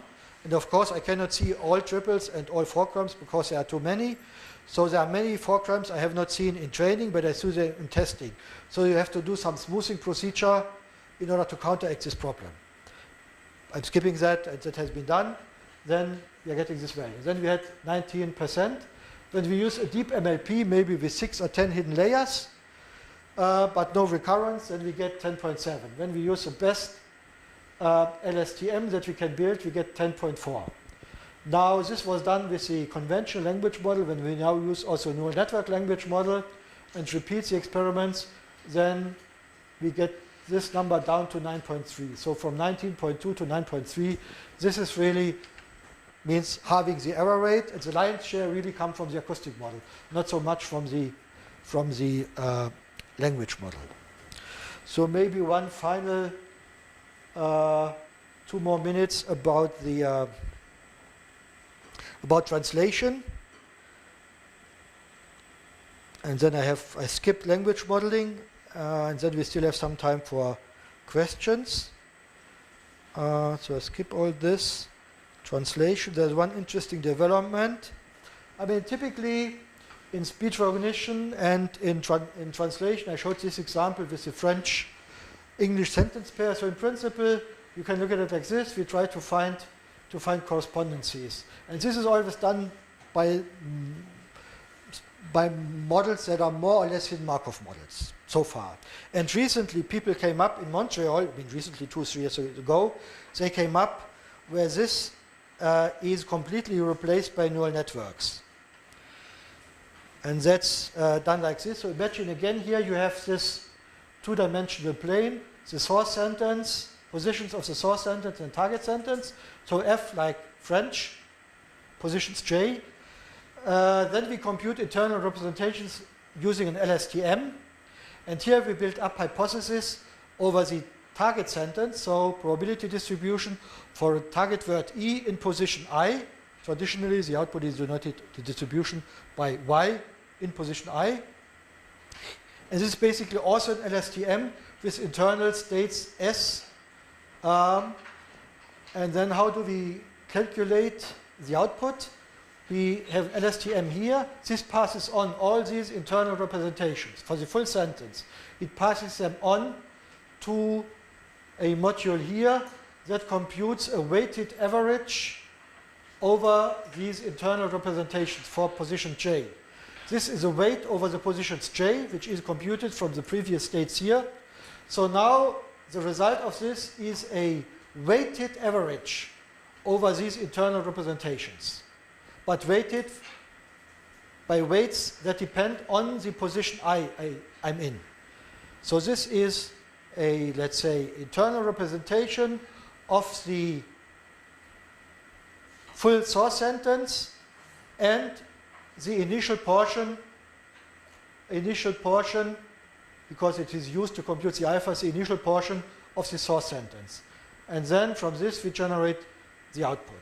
So now this is really the situation that this whole alignment concept that was originally handled by hidden Markov models, first order dependent and so on, is now handled completely differently by an approach that makes use of neural network concepts only. And they refer to this as mechanism of attention. So by computing these alphas, the system knows which position to put most of the attention on. So also with this approach, we typically get, where can I show this? Yeah, maybe here. No, this is a summary. Yes, so we get improvements over conventional systems. At that time they were small, meanwhile they are smaller. They are larger, let's say, when we talk about a language pair like Chinese to English. Then really the improvements here, I use TR, which is this error measure. There's another measure which looks at agreements of word pairs, word triples in the output sentence that was generated and the correct translation. So it's an accuracy measure. So this is the higher the better, this is the lower the better. And we see that we are getting significant improvements over the conventional system. So I think I should leave it at that and come to the conclusions. So I showed that there are 4 key ingredients to the statistical approach. I also showed that in my view there is no alternative to the statistical approach, because basically making some elementary assumptions, it tells you that this is the best way you can do. There's no way to do better. So it amounts to learning models, and then okay, yes, artificial neural networks have been very useful for this modeling task. They resulted in huge, significant improvements. But in my view, they are one type of probabilistic models, and maybe in future we might have different ones. The specific challenges I see for the statistical approach, including the ANNs, is, I mean, in the end, with using these neural networks, the intermediate steps are difficult to interpret. When we had the hidden Markov model, the intermediate steps, quantities could be interpreted. And that is difficult or impossible to do here.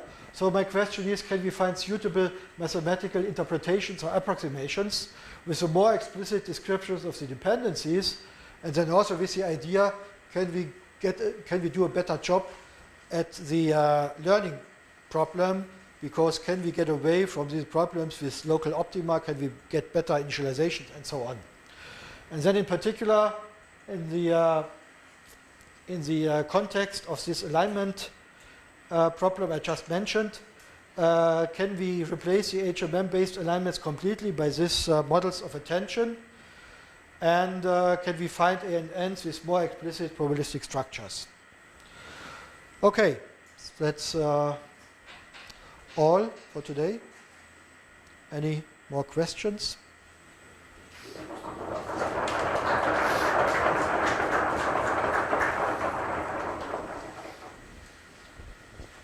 Or comments? Questions or comments?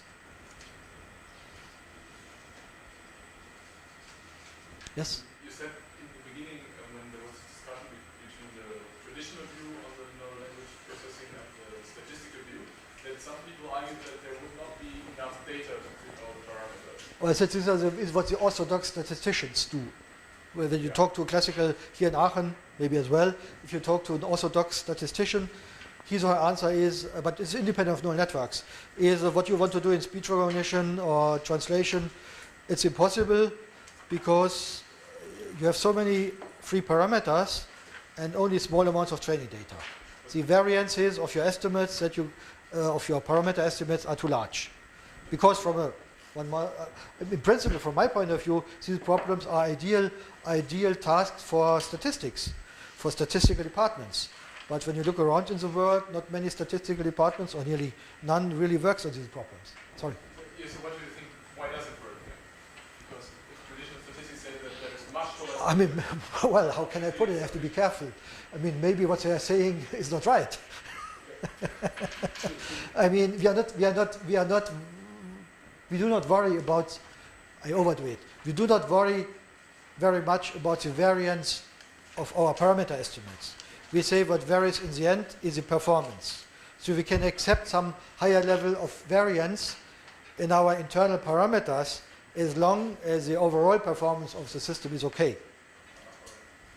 So it's one of aspects which I think is not given much attention in traditional statistics, that they really focus on one parameter, and this parameter has to be estimated very well. That means with low variance and so on. And do you think this can be scaled? Or to which level can this be scaled? At some point you might hit the point where there's not enough data.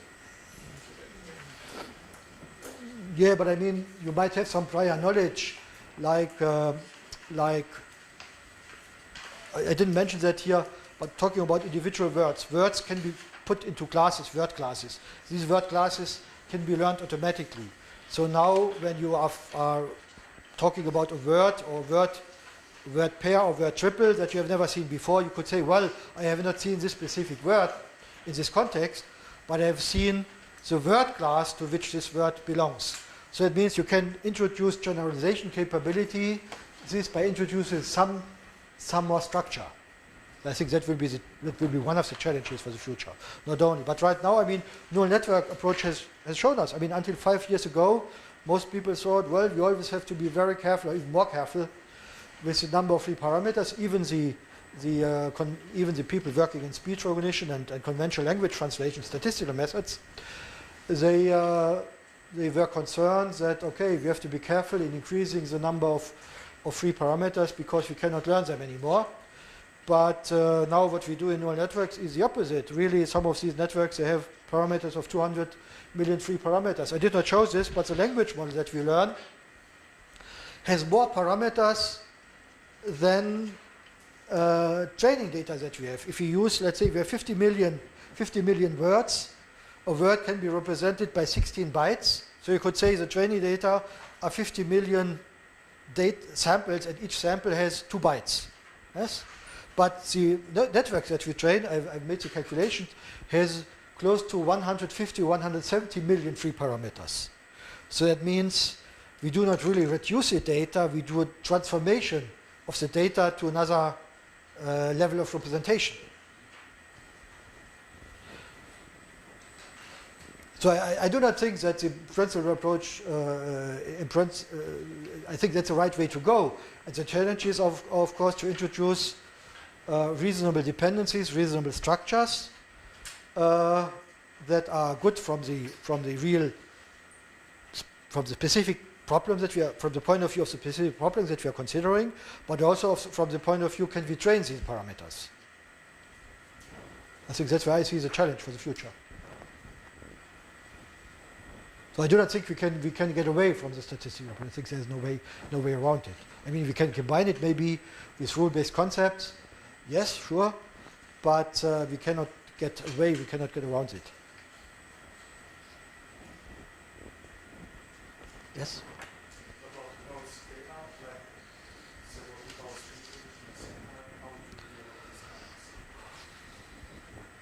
Well, I mean, there are people that work on so-called speaker separation, source separation.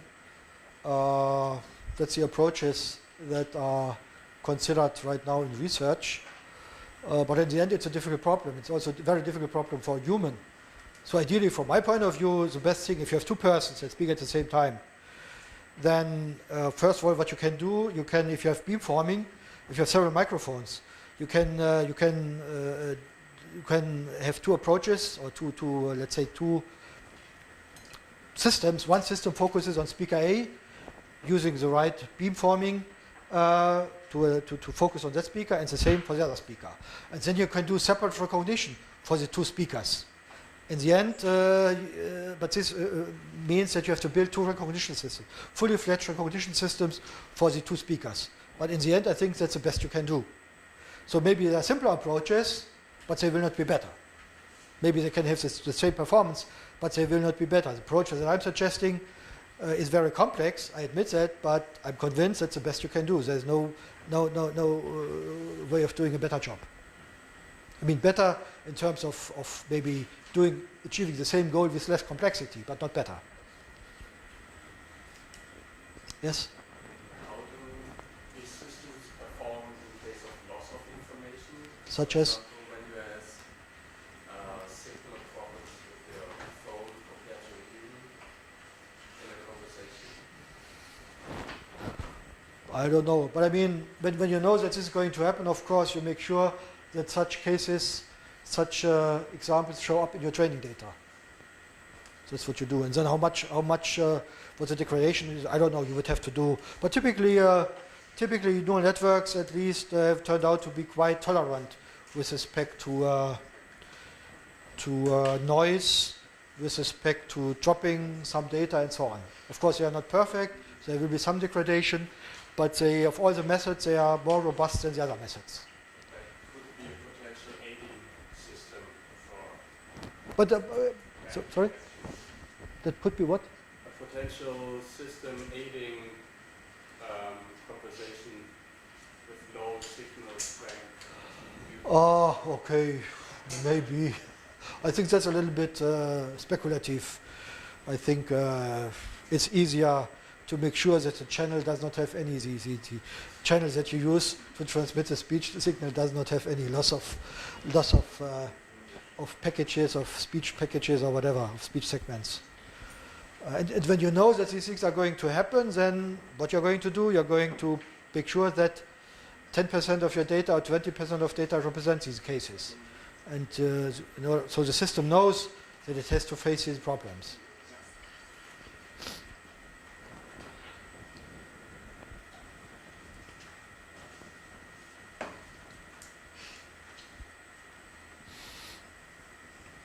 Okay, so thank you.